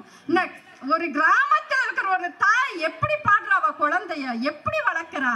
மண்மேல் நடக்க வச்சா மண்ணு வந்து ஒட்டுமுன்னு, தெருவில் நடக்க வச்சா புழுதி வந்து படியுமுன்னு, தரமேல நடக்க வச்சா தாளாது உடம்புன்னு, தன் கை மேல நடக்க வச்சா தம் மடி மேல தவள வச்சா, தொட்டிலே தூங்க வச்சா தூக்கம் களையுமுன்னு, தன் தோளில தொட்டில் கட்டி நெஞ்சில தூங்க வைக்கிறாளே தாய். அந்த சொந்தம் இல்லை என்று சொன்னால் இந்த உலகத்துல என்னங்க இருக்கு? என்ன இருக்கு? நடுவர் அவர்களே, எங்க அண்ணன் இன்னைக்கு வாய்க்கு பேசிட்டு போயிருக்காரு. அதுக்கெல்லாம் எங்க சாந்தாமணி சரியான பதிலடி கொடுப்பாங்க. அண்ணா நீங்க வெறும் குண்டு, நாங்க வெடி குண்டுனா அவங்க அணுகுண்டு. ஏனுங்க குண்டு குண்டு வச்சிடாதீங்க. எவ்வளவு இதா பேசுறாரு பாருங்க. ரொம்ப வருத்தம் இந்த அண்ணன் பேசினது. இவர் எப்படிதான் ஆசிரியரா இருந்து இவரோட மாணவர்கள் எல்லாம் என்ன கதி ஆனாங்கன்னு எனக்கு தெரியல. என்னன்னா சொத்து சுகம் ஏனுங்க அவங்க வீட்டுல என்ன கதி ஆனாங்கன்னு அவங்களுக்கு தானே தெரியுமா? வீட்டுல எல்லாங்க நடுவர் அவர்களே நல்லா நீங்க எடுத்து கொடுத்தீங்க. அவர் வீட்டுல எல்லாம் மனைவி கிட்ட எப்படி இருப்பாரு தெரியுங்களா? எப்படிங்க? மனைவி கொஞ்சம் கோபமா இருந்தாங்க. அவங்க கிட்ட ஒரு கவிதையை சொல்லிடுறாரு. உன்னை யாரடி பூமிக்கு வர சொன்னது, உன்னை யாரடி பூமிக்கு வர சொன்னது, அன்னி கோபமா திரும்பணும்னு தேவலோகத்தில் உன்னை தேட மாட்டார்களா? அப்படி ஒரு அன்பான கணவன். இப்படி ஒண்ணு பாட்டு பாடுவாங்களாமா? இரவுக்கும் பகலுக்கும் இனி என்ன வேலை, இதயத்தில் விழுந்தது திருமண மாலை, உறவுக்கும் உரிமைக்கும் பிறந்தது நேரம், உலகம் இனி ஆனந்த கோலம், இருவர் என்பதே இல்லை இனி நாம் ஒருவர் என்பதே உண்மை, இருவர் என்பதே இல்லை இனி நாம் ஒருவர் என்பதே உண்மை. நடுவர் பாடின இந்த பாட்டை கேட்டோன்னா எங்க அண்ணிக்கும் கவிதை வந்துருச்சு. எங்க அண்ணி சொல்றாங்க, இவரை பார்த்து சொல்றாங்க, அன்பே அன்பே. அப்ப பார்த்து கரண்ட் போயிடுச்சு. இந்த நேரத்துல கரண்ட் போச்சு. இவர் முகம் எங்க இருக்குன்னே தெரியல, ஆள் எங்க இருக்காருன்னே தெரியல. முகத்தை தேடணும். அப்ப அண்ணி சொல்றாங்க, அன்பே கொஞ்சம் சிரியுங்கள். உடனே இவர் இந்த பொக்கவாய் திறந்து சிரிச்சாருங்க. என்ன பெண்கள் வாயை எப்படி பேசினார் நீங்க கேட்டீங்கல்ல? கொட்டாவி விட்டா போன வாயி என்னெல்லாம் சொன்னார் பாத்தீங்களா? இவர் அந்த அப்படியே அந்த பொக்கவாயை திறந்த உடனே அவங்க சொல்றாங்க, இவர் இப்படி பாக்குறாரு. அண்ணி சொல்றாங்க, உங்கள் சிரிப்பு வெளிச்சத்தில் தீப்பெட்டியை தேடி எடுத்துக் கொள்கிறேன். அப்படி ஒரு பாசம் அந்த குடும்பத்துல. நடுவர் தீப்பெட்டி எடுத்து தீ பத்தி வச்சாங்களா? வச்சாங்க. இந்த பேச்ச கேட்டிருந்தாங்கன்னா அவர் தலையிலேயே வச்சிருப்பாங்க. அதான தலை ஏற்கனவே அப்படி இருக்குது. நடுவர் அவர்களே, இங்க இருக்கிறவங்க அந்த தலையில வச்சால எரியாதுங்க. இங்க இருக்கிறவங்க மட்டும் இல்லைங்க, எந்த சொந்தமும் எனக்கு வேண்டான்னு போன சாமியார்கள் இருக்காங்க இல்லைங்களா, பட்டினத்தார் போன்ற மிகப்பெரிய உத்தமர்கள் இருக்காங்கல்ல, அவங்க கூட எனக்கு பணம் வேண்டாம், சொத்து வேண்டாம், எதுவும் வேண்டாம், மனைவி வேண்டாம், வீடு வேண்டான்னு போனவங்க கூட அம்மா மேல வச்சிருக்கிற பாசத்தை இழக்கவே முடியலைங்க. இழக்கவே முடியல. பட்டினத்தார் சொல்றாரு, அவங்க அம்மா இறந்த போது பட்டினத்தார் பாடுகிறார், ஐயிரண்டு திங்களாய் அங்கமெல்லாம் நொந்து பெற்று பையல் என்ற போதே பரிந்தெடுத்து செய்ய இரு கைப்புறத்தில் ஏந்தி கனகமுளை தந்தாளை எப்பிறப்பில் காண்பேன் இனி என்று எல்லாவற்றையும் துறந்த ஒரு துறவி தன்னுடைய தாயுடைய பாசத்தை துறக்க முடியவில்லை என்று சொன்னால் சொந்த பந்தம் தாங்க பெருசா இருக்கு. இல்ல நான் ஒண்ணே ஒண்ணு கேக்குறேங்க. ஒருத்தங்க நம்ம ஏழையா இருக்கலாங்க, நம்ம ரொம்ப ஏழையா இருக்கலாம். எங்க பாட்டி எல்லாம் ரொம்ப கஷ்டப்பட்டு தான் எங்க அம்மா படிக்க வச்சாங்க. எங்க அம்மா படிச்சு வந்துதான் நாங்கெல்லாம் வேலைக்கு வந்தோம், வெளியில வந்தோம், கொஞ்சம் பணத்தை கண்ணுல பார்த்தோம். ஆனா அப்படி ஏழையா இருக்கிறவங்க கூட என்ன பண்ணுவாங்க தெரியுங்களா? நீங்க யாரையா பார்த்து, உன்கிட்ட பணம் இல்லையா, ஒரு காசு இல்லாத பையா நீயே அப்படின்னு சொன்னா கூடங்க வராத வலி எப்ப வரும் தெரியுங்களா? உன்னை கேட்க நாதி கிடையாதுன்னு ஒருத்தங்க சொல்றாங்கன்னு வைங்க, அப்ப வர்ற வலி மிகப்பெரிய வலிங்க, மிகப்பெரிய வலிங்க. அந்த வலியை உறவுகள் தான் போக்குகிறதுங்க. அதனாலதான் கடவுளை கூட நம்ம என்ன சொல்றோம்? அம்மையே, அப்பா, ஒப்பினா மணியே, அன்பினில் விளைந்த ஆரமுதே. கடவுளை நம்ம சொல்றோம், என்னோட அப்பா நீ, பார்வதியே நீ என்னோட அம்மா, நீ என்னோட உறவு என்று கடவுளை கூட உறவாக கொண்டாடுகிறோம்னா உங்க சொத்து சுகத்தை கொண்டு போய் எங்க தூக்கி போடுங்க. எப்ப பாரு பணம் பணம் பணம் பணம்னு அலையிறது. பணத்தின் பக்கம் சென்றால் பாசத்தை நீங்க பார்க்க முடியாதுங்க. நீங்க பாருங்க, பணக்கார வீட்ல எல்லாம் நிறைய பணம் இருக்கும். ஒரு 1000 கால் மண்டபம் மாதிரி வீட்டை கட்டி இருக்கலாம். ஒரு அறைக்கு பதிலா ஒரு 15 அறை இருக்கலாம். ஆனால் தாயோடும் தகப்பனோடும் பேசாமல் பிள்ளைகள் இருக்கிறார்களே, அந்த வீட்டுல எப்படிங்க மகிழ்ச்சி இருக்க முடியும்? எப்படி மகிழ்ச்சி இருக்க முடியும்? எங்க பெத்த தாயை யார் பார்க்கிறாங்களோ அவங்க கடவுளுக்கு நிகரானவர்கள் என்று நம்முடைய மதம் சொல்லவில்லையாங்க, நம்முடைய மார்க்கம் சொல்லவில்லையாங்க. எல்லா மதங்களும் என்ன சொல்லுது? அப்பா அம்மாவை நீ பாரு, அதுதான் நீ சொர்க்கத்துக்கு போற சொல்லிச்சா இல்ல பணத்தை கொண்டு போய் சொர்க்கத்து வாசல்ல இருக்கிற அந்த கேட் கீப்பர் கிட்ட குடுமா, நீ ஒரு 500 ரூபாய் சுரேந்திரன் ஒரு 500 ரூபாய் கொடுத்தா அவருக்கு சொர்க்கத்துக்கு அனுப்பிச்சிருவாங்க. தனபால் ஒரு 2000 ரூபாய் கொடுத்தா அவர் சொர்க்கத்துல ஹை கிளாஸ்ல வைப்பாங்கன்னு ஏதாவது சொல்லியிருக்கா? ஏனுங்க நான் கொஞ்ச நாளைக்கு இருட்டுருக்கேன். நடுவர் அவர்களே, இன்னும் நிறைய பட்டிமன்றம் பார்க்க வேண்டியது இருக்குதுங்க. ஆமா, நிறைய பார்க்கட்டுங்க, நிறைய பட்டிமன்றத்தை பார்க்கணும். ஆனா எல்லாத்துலயும் நல்லபடியா பேசணும்னு சொல்லி அனுப்புங்க நடுவர் அவர்களே. நீங்க சொல்ற தீர்ப்பு தான் அதற்கு சரியாக இருக்க முடியும் என்று சொல்லி, எந்த காலமாக இருந்தாலும் சரி, அந்த காலமா இருந்தாலும் சரி, இந்த காலமா இருந்தாலும் சரி, இனி வரப்போகிற காலமாக இருந்தாலும் சரி, சொத்து சுகம் என்பது ஓரளவிற்கு தான் தேவை. சொந்த பந்தம் தாங்க எல்லா நேரத்திலும் நமக்கு தேவையாக இருக்கிறது. சொந்த பந்தங்கள் வந்து நம்ம போகிற காலத்துல கூட நமக்கு போடுற மாலைகளை நம்ம பார்க்க போறதில்ல. நம்மை தூக்கி சுமப்பதற்கு தோள்கள் இருக்கிறதாங்க. நம்ம சொந்தக்காரங்க வந்து நின்னு நம்ம தூக்கிட்டு போறாங்கன்னு சொல்ற போதுதாங்க அந்த வாழ்க்கை நிறைவடைகிறதுங்க. அதுதாங்க வாழ்க்கை. அந்த வாழ்க்கையை உங்களுடைய பண பைத்தியத்தால் நீங்கள் இழந்து விடாதீங்க. பணம் மனுஷனை ஒரு நிலையான குணத்துல வைக்காது. பணம் மனுஷனை கொஞ்சம் கொஞ்சமா வேற விஷயத்துல எல்லாம் மாத்திரும். ஆனால் உண்மையான அன்பும் பாசமும் நேசமும் குடும்ப உறவுகளும் இருந்தால் நம்முடைய வாழ்க்கை செழிக்கும், சிறக்கும் என்று சொல்லி இந்த அருமையான வாய்ப்பளித்த உங்கள் அத்தனை பேருக்கும் நன்றி கூறி, மதிப்பிற்குரிய நடுவர் அவர்களே, நீங்கள் சொத்து சுகம் பக்கம் போக மாட்டீர்கள். சரிங்க. உங்களுக்கு பணத்தின் மீது விருப்பம் கிடையாது. சரிங்க. வள்ளலாரை போல பணத்தை கண்ட போதெல்லாம் பயந்தேன் என்று சொன்னாரே, அப்படிப்பட்டவருடைய வழியிலே நீங்கள் வந்திருக்கிறீர்கள்.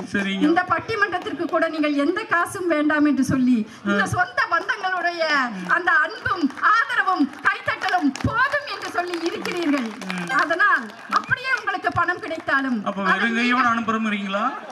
அப்படியே உங்களுக்கு பணம் கிடைத்தாலும் அதை நீங்கள் மட்டும் வைத்துக் கொள்ளாமல் தட்டத்துல பழம் இருக்குதுங்க. பட்டிமன்றத்தின் சொந்த பந்தங்களாக இருக்கிற சாந்தாமணிக்கும் குருஞானாம்பிகாவிற்கும் எனக்கும் கொடுத்து அவர்களை வெறும் கையோடு வீட்டிற்கு அனுப்பி வைக்க வேண்டும் என்று சொல்லி அருமையான வாய்ப்பளித்தவங்கள் அத்தனை பேருக்கும் நன்றி கூறி விடைபெறுகிறேன். நன்றி. பாருங்க, எல்லாரும் போகும்போது வெறுங்கை தானுங்க, அதுல எந்த மாற்றமும் இல்லைங்க. ஆனால் மிக அற்புதமாக கவிதாயினி அவர்கள் பேசி சென்றிருக்கின்றார்கள். இவர்கள் பேச்சை கேட்கிற பொழுது எனக்கு ஒரு பாட்டு நினைவுக்கு வந்து கொண்டே போகிறது. உலகம் பிறந்தது எனக்காக, ஓடும் நதிகளும் எனக்காக, மலர்கள் மலர்வது எனக்காக, அன்னை மடியை விரித்தாள் எனக்காக. உலகம் பிறந்தது எனக்காக, ஓடும் நதிகளும் எனக்காக, எல்லாம் எனக்குள் இருந்தாலும் என்னை தனக்குள் வைத்திருக்கும் அன்னை மனமே என் கோயில், அவளே என்றும் என் தெய்வம். அன்னை மனமே என் கோயில், அவளே என்றும் என் தெய்வம். உலகம் பிறந்தது எனக்காக, ஓடும் நதிகளும் எனக்காக. போதுங்க, அவங்கள பேசக்கூடணும். இப்படி ஒரு நினைவலைகளிலே என்னை ஆழ்த்திய அவர்களுக்கு நன்றி தெரிவித்துக் கொண்டு, இப்பொழுது இந்த புறம் இருந்து தண்ணி குடிச்சிட்டு தயாராக இருக்காரு திரு பழையகோட்டை கவிபாரதி அவர்கள். எப்பவுமே தயாராக போகும்போது சில பேர் தண்ணி குடிச்சுக்குவாங்க. அவர் தனி மேடைக்கே போகிறார். என்ன பண்ணுவார்னு பார்ப்போம். இந்த அற்புதமான வேளையிலே அழகானதொரு நிகழ்வுதனுக்கு வருகை புரிந்திருக்கக்கூடிய அத்துணை சொந்த பந்தங்களையும் வணங்கி, எங்களுக்கெல்லாம் நடுவராக விற்றிருந்து நல்ல தமிழை நாவார பாடிக்கொண்டிருக்கக்கூடிய புலவர் மணியன் கே. தமிழரசு ஐயா அவர்களுக்கும், இரு அணியைச் சேர்ந்த அத்துணை நல்ல உள்ளங்களுக்கும் எனது முதற்கண் வணக்கத்தை தெரிவித்து, இந்த அற்புதமான வேளையிலே நமக்கெல்லாம் உயிரூட்டி கொண்டிருக்கக்கூடிய அத்துணை குல தெய்வங்களையும் இந்நேரத்திலே வணங்கி இந்த நிகழ்வுதனை ஆரம்பிக்க நினைக்கின்றேன். தன்னன்னாதினம் தன்னன்னாதினம் தன்னன்னாதினம் தன்னானே தனே தன்னன்னாதினம் தன்னானே தன்னன்னாதினம் தன்னன்னாதினம் தன்னன்னாதினம் தன்னானே தனே தன்னன்னாதினம் தன்னானே சென்னி மலையாண்டவனே கையெடுத்து துதிக்க நானு கையெடுத்து துதிக்க கைய தேரேறி வாரும் அந்த நிகழ்வுதனை நினைக்க நானு நினைவுதனை நினைக்க தன்னன்னாதினம் தன்னன்னாதினம் தன்னன்னாதினம் தன்னானே தன தன்னன்னாதினம் தன்னானே தன்னன்னாதினம் தன்னன்னாதினம் தன்னன்னாதினம் தன்னானே தன தன்னன்னாதினம் தன்னானே அழகு நல்ல வீரமுள்ள எங்க குல தெய்வங்களே எட எங்க குல தெய்வங்களே நெஞ்சாரவே நான் தோதிச்சு பாட்டில் வைக்க அழைக்கிறேன் நான் பாட்டில் வச்சு அழைக்கிறேன் அழகு மோகம் உடையவளாம் அழகு நாச்சி அம்மனையும் அந்த அழகு நாச்சி அம்மனையோ பட்டங்கட்டி அரசாடும் ஆனூறு அத்தலையும் அந்த ஆனூறு நல்ல அத்தலையும் சிரஞ்சி அம்மாய் பாட்டெடுக்க செல்வ நாயகி அம்மனையும் அந்த செல்வ நாயகி அம்மனையும் எங்கிருந்தும் வீரங்காட்டும் வீரகுமார சாமியையும் அந்த வீரகுமார சாமியையும் முத்தூரிலே குடிகொண்டாலும் முத்துக்குமார சாமியும் அந்த முத்துக்குமார சாமியும் குப்பையன சாமியோட செல்வகுமாரும் வந்திறங்க தன்னன்னாதினம் தன்னன்னாதினம் தன்னன்னாதினம் தன்னானே தன்னன்னாதினம் தன்னானே தன்னன்னாதினம் தன்னன்னாதினம் தன்னன்னாதினம் தன்னன்னாதினம் தன்னானே அருந்த நாவை பொருந்த வைக்கும் அத்தனூறு அம்மனுமே அந்த அத்தனூறு அம்மனுமே அங்காரமாம் கோபம் கொண்ட அழகு நல்ல சிங்கமம் அவை அழகு நல்ல சிங்கமம் நாராயணும் பொடாராயணும் நடந்தோடி வந்திறங்க சடையப்ப சாமி இங்கே சடுதியிலே வந்திறங்க கரியகாளி அம்மனையுங்கோ பேட்டு நான் அழைக்க கரியகாளி அம்மனையுங்கோ பேட்டு நான் அழைக்க முகனூறு வீட்டிற்கு நவளாடிய மரானா முகனூறு எல்லையுட்டு நவளாடிய மரானா காடேஸ்வர சாமியை நான் கருத்தில் வச்சு தனலைக்க கருத்தில் வச்சு தனலைக்க கபினியாலும் பெரிய நாயகி பறந்தோடித்தா மாறாளா பாப்பினியாலும் பெரிய நாயகி பறந்தோடித்தா வராளாம் தன்னன்னாதினம் தன்னன்னாதினம் தன்னன்னாதினம் தன்னானே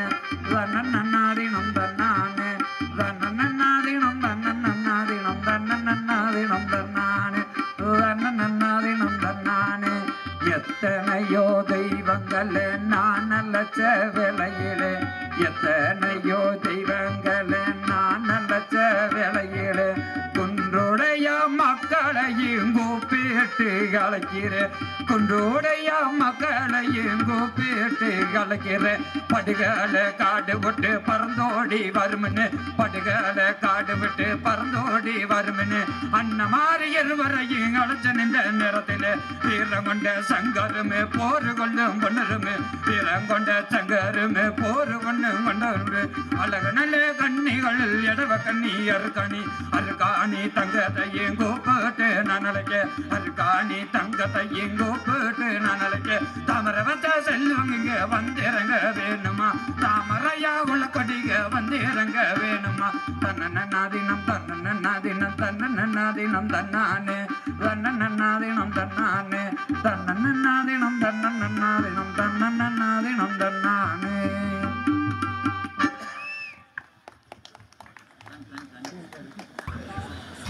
அற்புதமான வேலையில் அத்தனை குலதெய்வத்தையும் அழைச்சிருக்கிறோமுங்க.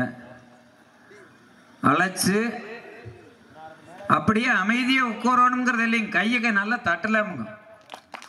என்னமா வேண்ட விருப்ப பிள்ளை பார்த்து காண்டாமரும் வேறு வச்சாப்பிலே எவனோ ஒரு கருவாய் வெள்ளையும் சொல்லியுமே வந்திருக்கிறேன். இந்த கரவம் கட்டவனுக்கு நான் எடுத்துக்கு போய் கை தட்டணும்னு உட்காந்துருக்குறீங்க. சீக்கு வேறு அடிக்கிறீங்க. நல்லா தட்டுங்க பார்க்கலாம்.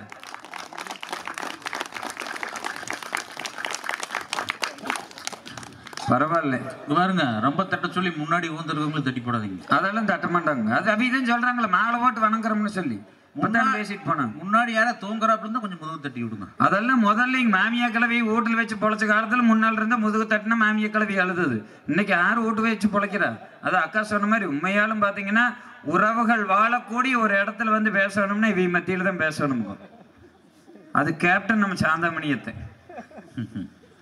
நடுவர் அவர்களே, உலகத்துல இருக்கக்கூடிய ரெண்டு தியாகி இன்னும் உயிர் வாழ்ந்துட்டு இருக்கிறாங்கன்னு வச்சுக்கோங்க. ஒன்னு அவி வீட்டுக்காரருங்க, இன்னொன்னு நானுங்க. ஆமாங்க. உங்களுக்கும் கொடுமையா? அதேன் கேக்குறீங்க. அவி நான் அப்பப்ப அந்த கொடுமையை நினைச்சா கொஞ்சம் அவி வீட்டுக்காரர் நினைச்சே மனசு தேத்திக்கிறதுங்க. இந்த அத்தையூருக்கு பக்கத்தூர்ல பொண்ணு கட்டியே நம்ம உழப்பெல்லாம் இப்படி இருக்குதுன்னா அந்த அத்தை கட்டின ஒரு உழப்பு எப்படி இருக்கு நினைச்சு பாருங்க. இவ எல்லாம் உறவுகளை காப்பாத்துறதுக்கு வேற வந்து பேசிக்கிட்டு இருக்கிறாங்க. எனக்கு அதை நினைச்சாத்த வேதனையிலையும் வேதனை தாங்க முடியாத வேதனைக்கு நடுவர் அவர்களே. அதெல்லாம் எப்பேர் பாருங்க. எல்லாம் தை மாசம்னு சொல்லி நத்தக்கடையூர்ல இருந்து அரசலூர் வரைக்கும் 3/4 மணி நேரம் ஆகுதுங்க. ரோட்டை பிளாக் பண்ணி எல்லாம் நடப்பயணமும் இங்கிருந்து எங்க போறாங்க? பழனிக்கு போறாங்க. தை மாசம் வீணா போயிருமா? ஆண்டவனை கூட பணம் இல்லைன்னு சொன்னா ஆண்டி கோலத்துல பார்க்கப்படாதுன்னு வீட்டுல சொல்லி விடுற மகராசி கோட்டை 3 பேர் வந்து கோந்துக்கிட்டு எங்களுக்கு பணம் வேண்டாம், எங்களுக்கு குணம் இருந்தா போதும். மனசாட்சி இருக்குதாங்க நடுவர் அவர்களே. என் நெஞ்செல்லாம் அப்படி ரணமா இருக்குதுங்க. என்னத்தான் பேசுறது? அந்த அம்மா வந்தது என்னங்கிறாங்க, அது வந்துங்க மாமியாருக்கெல்லாம் பாத்தீங்கன்னா மாலை போடணும், மரியாதை பண்ணணும் எல்லாம் சொல்லி போட்டு அதையும் மறந்து போட்டு கடைசியில் எனக்கு அப்பா அம்மாவுக்கு மரியாதை கொடுக்கணும். நான் அப்ப இருந்தே யோசனை பண்ணி பார்த்தேன்.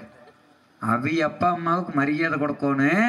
எங்க அப்பா ஐயா இருந்தா ஒரே அடியே போட்டாவில் வச்சு மரியாதை கொடுக்கணும். இன்னொரு நல்ல உறவுகளை காப்பாற்ற வந்திருக்கிறாங்க பாருங்க. போன வாரத்தில் இப்படித்தானுங்க நடுவர் அவர்களே. சொல்லுங்க. நம்மளோட வீட்டுக்காரி சோறுன்னுக்கிட்டு இருந்தா ரொட்டுன்னு கதவை தட்டுச்சு. எட்டி பார்த்தா அவி அப்பனாயே வெளியே நின்னாங்க. நான் இருந்துட்டு யாரு அப்படின்னா, சாமி அப்பா அம்மா வந்திருக்கிறாங்க. அந்த கல்டு இங்கனதுக்கு வந்தது. நாம தான் அவி எப்பன்னு சொல்லலையோ, நிதானமா அப்பா அம்மான்ட்டு. அந்த கல் இங்க இடத்துக்கு வந்தது. வயசான காலத்துல அங்கேயே தொல்லையே வேண்டாம்னு தான் தொலைச்சிட்டு வந்தேன். இங்க இடத்துக்கிட்டே வந்தேன்னு கண்டபடியும் கத்துனாலுங்க. அவி மாமனார் மாமியார் சரி மாப்பிள்ளை சத்தம் போடாதீங்க நாங்க அப்படியே போயிடுறோம்னு போயிட்டாங்க. பொங்கல் அளப்புக்கு சொன்னவங்க. நான் வந்தவன் என்ன வாய் வச்சுட்டு கம்னு இருக்க மாட்டது. ஏன் சாமி இப்படியும் பேசுறேன்? உங்க அப்பா அம்மாவுக்கு மூஞ்சி தொங்கி போய் போனது பார்த்தா எனக்கே பாவமா போச்சு.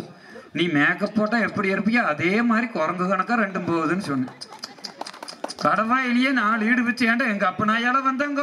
அது அத்தை மாமனு சொல்லி தொலைய வேண்டியதானே. நான் வேற உங்க அப்ப நாயான்னு நினைச்சுக்கிட்டு வார்த்தை பேசிட்டோம்னு இதுகளோட சேர்ந்து பேசினாப்புல பேசுறாங்க. அதுலயும் பட்டினத்தார் வேற சொன்னாங்க. எனக்கு உண்மையாலும் நடுவர் அவர்களே, பட்டினத்தார 6 பேசணும்னு ஒரு நிதானம் இல்லைங்களா? அந்த ஆளையா எனக்கு காசு வேண்டாம், பணம் வேண்டாம், சொத்து வேண்டாம், சுகம் வேண்டாம்னு சொல்லி அதையும் சொன்னாங்க. தாய் மேல இருக்கக்கூடிய பாசத்துலதான் பட்டினத்தார் கடைசி வரைக்கும் அந்த ஊர் எல்லை தாண்டல் எப்படின்னு.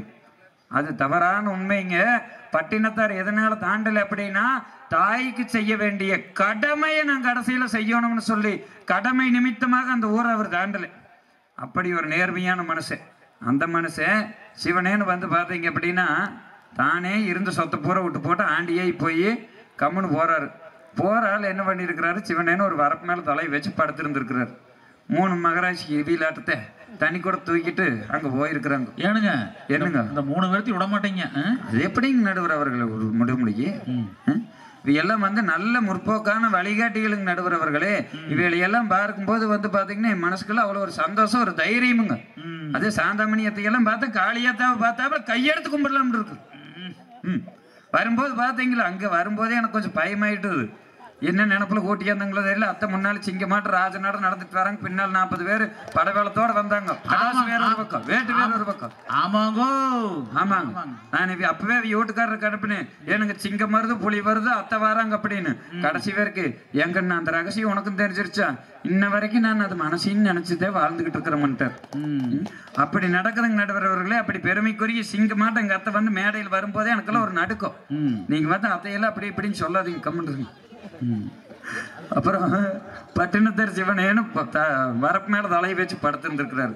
இவையிலாட்டு 3 பேர் போற போக்குல நின்று இருக்கிறாங்க. என்னமா அதை விட்டுட்டு இதை விட்டுட்டோம்னே கடைசியில பாரு, தலை மேல வச்சிருக்கிற தலையான சுவத்தை கூட இவனால விட முடியலனாங்க. அவரு அட ஆண்டவா, இப்படி 3 பெண்மணிகளோட மூலியமா எனக்கு இப்படிப்பட்ட ஒரு பாடத்தை கற்பித்தியே அப்படின்னு சொல்லி போட்டு அவர் பழையபடி துண்டோதரி கீழே போட்டு கம்முன்னு படுத்துக்கிட்டார். திரும்பி வரும்போது ஆம்பளைன்னு குணமே மாறாதாட்டு இருக்குது அப்படின்னு இருக்கிற ஒருத்தி.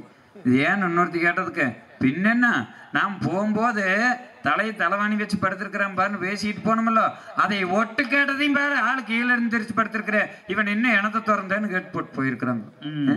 இப்படி வந்து பாத்தீங்கன்னா சம்பந்தம் இல்லாத மனுஷன் வம்பெடுத்துட்டு போறாங்க. அதே சாமியாரை பத்தி பேசுறக்கு வீழ்கல்ல நடுவரவர்களே, வீட்டில் இருக்கக்கூடிய மாமியார் கலவையை வச்சு பொழைக்கிறது இல்லை. மாமியார் என்னாலும் சொன்னா கேட்கறது கிடையாது. இதையெல்லாம் ஒட்டி போட்டு சாமி நீங்க தான் வேணும்னு சொல்லி சாமியார் காலில் போய் விழுப்புறாங்க. எனக்கு குழந்தை இல்லைன்னா அவன் பாவை ஏந்த தாத்தோன்னு கொடுத்துருது. மாமியார் பேச்சு கேட்டு நல்லா பொழைச்சா நம்ம மான மரியாதையோட பொழைக்கலாம். சாமியார் பேச்சு கேட்டா அவன் ஏமாளி பாபா, ஏமாளி கோமாளி ஏக்கி கோமாளி கொண்டவனாக்கி வச்சிடறாங்களே வீதை, ஏமாந்தோன்னு கொடுத்துட்டான்னா அவனை பிடிச்சி ஜெயிலு போட்டுறாங்க. கடைசியில் பார்த்தா சாமியார் மோசம்னு. இந்த காலத்துல இங்க நடுவரவர்களே, ஒரு மனுஷன் சாமியாரா வாழணும்னா கூட நித்தியானந்தா பாட்ட பணம் இருந்தாத்தான் நல்ல சாமியாரா வாழணும். ஓ, எங்கேயோ போயிட்டீங்களே? ஆமாங்க, எங்க போனேன் நானு, புதுசா ஒரு இடத்துக்கு போனேன். நல்லா யோசனை பண்ணி பாருங்க. நித்தியானந்தா பாட்ட பணம் காசு கையில இருந்ததுன்னா ஒரு தீவு வாங்கி கைலாசான் நாடே உருவாக்கி அந்த ஆள் அந்த நாட்டுக்கு ராசாவா இருக்கிறேன். நாங்களும் அப்ளிகேஷன் போட்டு பாக்குறோம், ஒன்னும் கிடைக்க மாட்டேங்குது. அப்படி இருக்குதுங்க நடுவரவர்களே. பணங்காசு பத்தி பேசுறாங்க, அது உறவு முறைகளை பத்தி பேசும்போது என்னதான் பேசுறாங்கன்னு எனக்கு தெரியுமான்னு இருக்குது. ஏன்னா இந்த கொங்கு மண் மட்டும்தான் பாத்தீங்கன்னா உலகத்திற்கே முன்மாதிரியாக உறவுகளை வைத்து வாழ்ந்த மண் நம்ம கொங்கு மண். இந்த கொங்கு மண்ணினுடைய உறவுகளின் உச்சத்துல கிரீடமா வச்சிருந்தது யாரு தெரியுங்களா? தாய் மாமன் ஒரு உறவு வச்சிருந்தாங்க.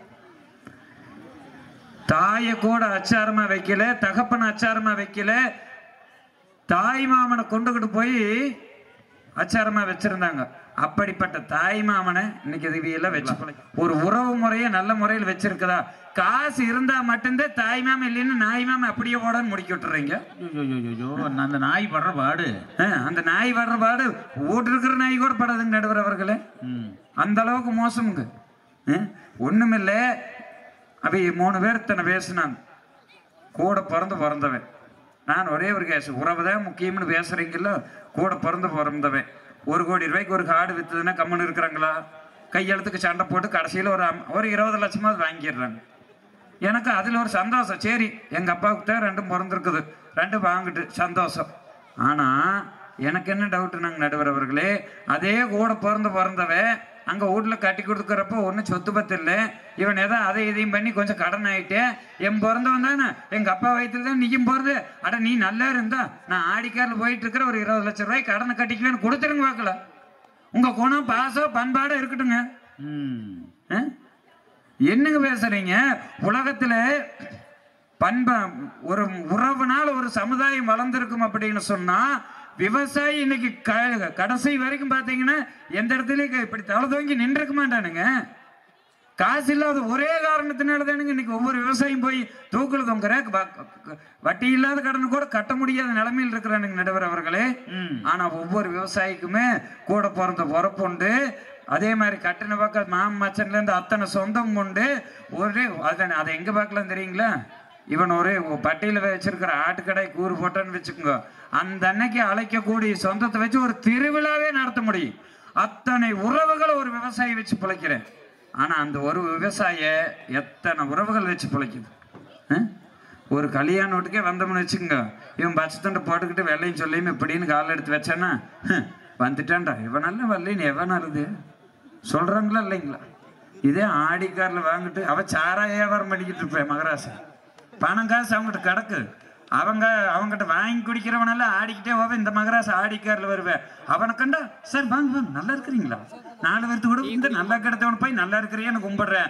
4 பேர்த்துக்கு சோறு போடுற விவசாயி கொண்டுகிட்டு போய் இவன் எதுக்கு வந்தேன்னு கேட்கிறானே. அப்ப இந்த சமுதாயத்துல காசுக்கு முக்கியத்துவமுங்களா இல்ல நல்ல உள்ளத்துக்கும் உறவுக்கும் முக்கியத்துவமாங்க நடுவரவர்களே? அதத்தான் அன்னைக்கே ஒரு கவிஞன் அழகா பாடி இருக்கிறானுங்க. பணம் இருந்தா போதும் மாடா மடியிலே, ஐயா பாசம் என்ன நேசம் என்ன இல்லாதான் வாழ்க்கையிலே எதுவுமே கிடையாது. அன்னையும் இல்லை, தந்தையும் இல்லை, கட்டின சம்சாரம் இல்லை, காசு இருந்தா மட்டும்தான் அத்தனை உறவுகளும் கடைக்கோடி வரைக்கும் உன்னை காடு கொண்டு சேர்த்தோம்னு சொல்லி அந்த காலத்திலேயே பாட்டு எழுதி வச்சிருக்கிறாங்க. அது நாங்கெல்லாம் ஆம்பளை பசங்கள்லாம் கல்யாணம் முடிக்காத சொல்லிட்டு போனாங்க. கல்யாணம் முடிக்கிறதே இன்னைக்கெல்லாம் பெரும்பாடாக இருக்குது. காசு ஒரு கருத்தை சொல்லி முடிங்க. முடிச்சிடுறேங்க நடுவர் அவர்களே. அதாவது பார்த்தீங்க அப்படின்னா, கல்யாணத்துக்கு முன்னால் நாம் எல்லாம் ஜாலியாக ராஜாவாட்ட எந்த கவலையும் இல்லாத நிம்மதியாக சுற்றிக்கிட்டு இருப்போம். ராஜா ராஜாதி ராஜனந்தர் ராஜா இப்படி சுற்றிக்கிட்டு இருக்கிறவ என்னை கல்யாணத்தை மூச்சு மனைவிங்கிற ஒரு உறவு உள்ள கொண்டுகிட்டு வருவானோ அன்னைக்கு தென்பாண்டி சீமையிலே தேரோடும் வீதியிலே மண் போல வந்தவனே ஆரடிச்சாரோ ஆரடிச்சாரோ. ஆரடிப்பா, இது அன்போடும் பண்போடும் பாசத்தோடும் உறவோடும் வளர்த்து வைத்திருக்கக்கூடிய அந்த மகராசி நாங்கள் கட்டிட்டு வந்த தங்கத்தை எங்களை போட்டு அடிக்குது. கார்த்தாலான ஐயோ சீட்டுக்காரன் கேட்பானே, அவனுக்கு கடன் கட்டவனே, இவனுக்கு வட்டி ஆயிடுது, மாசம் ஒன்று ஆயிடுது, இப்படி பல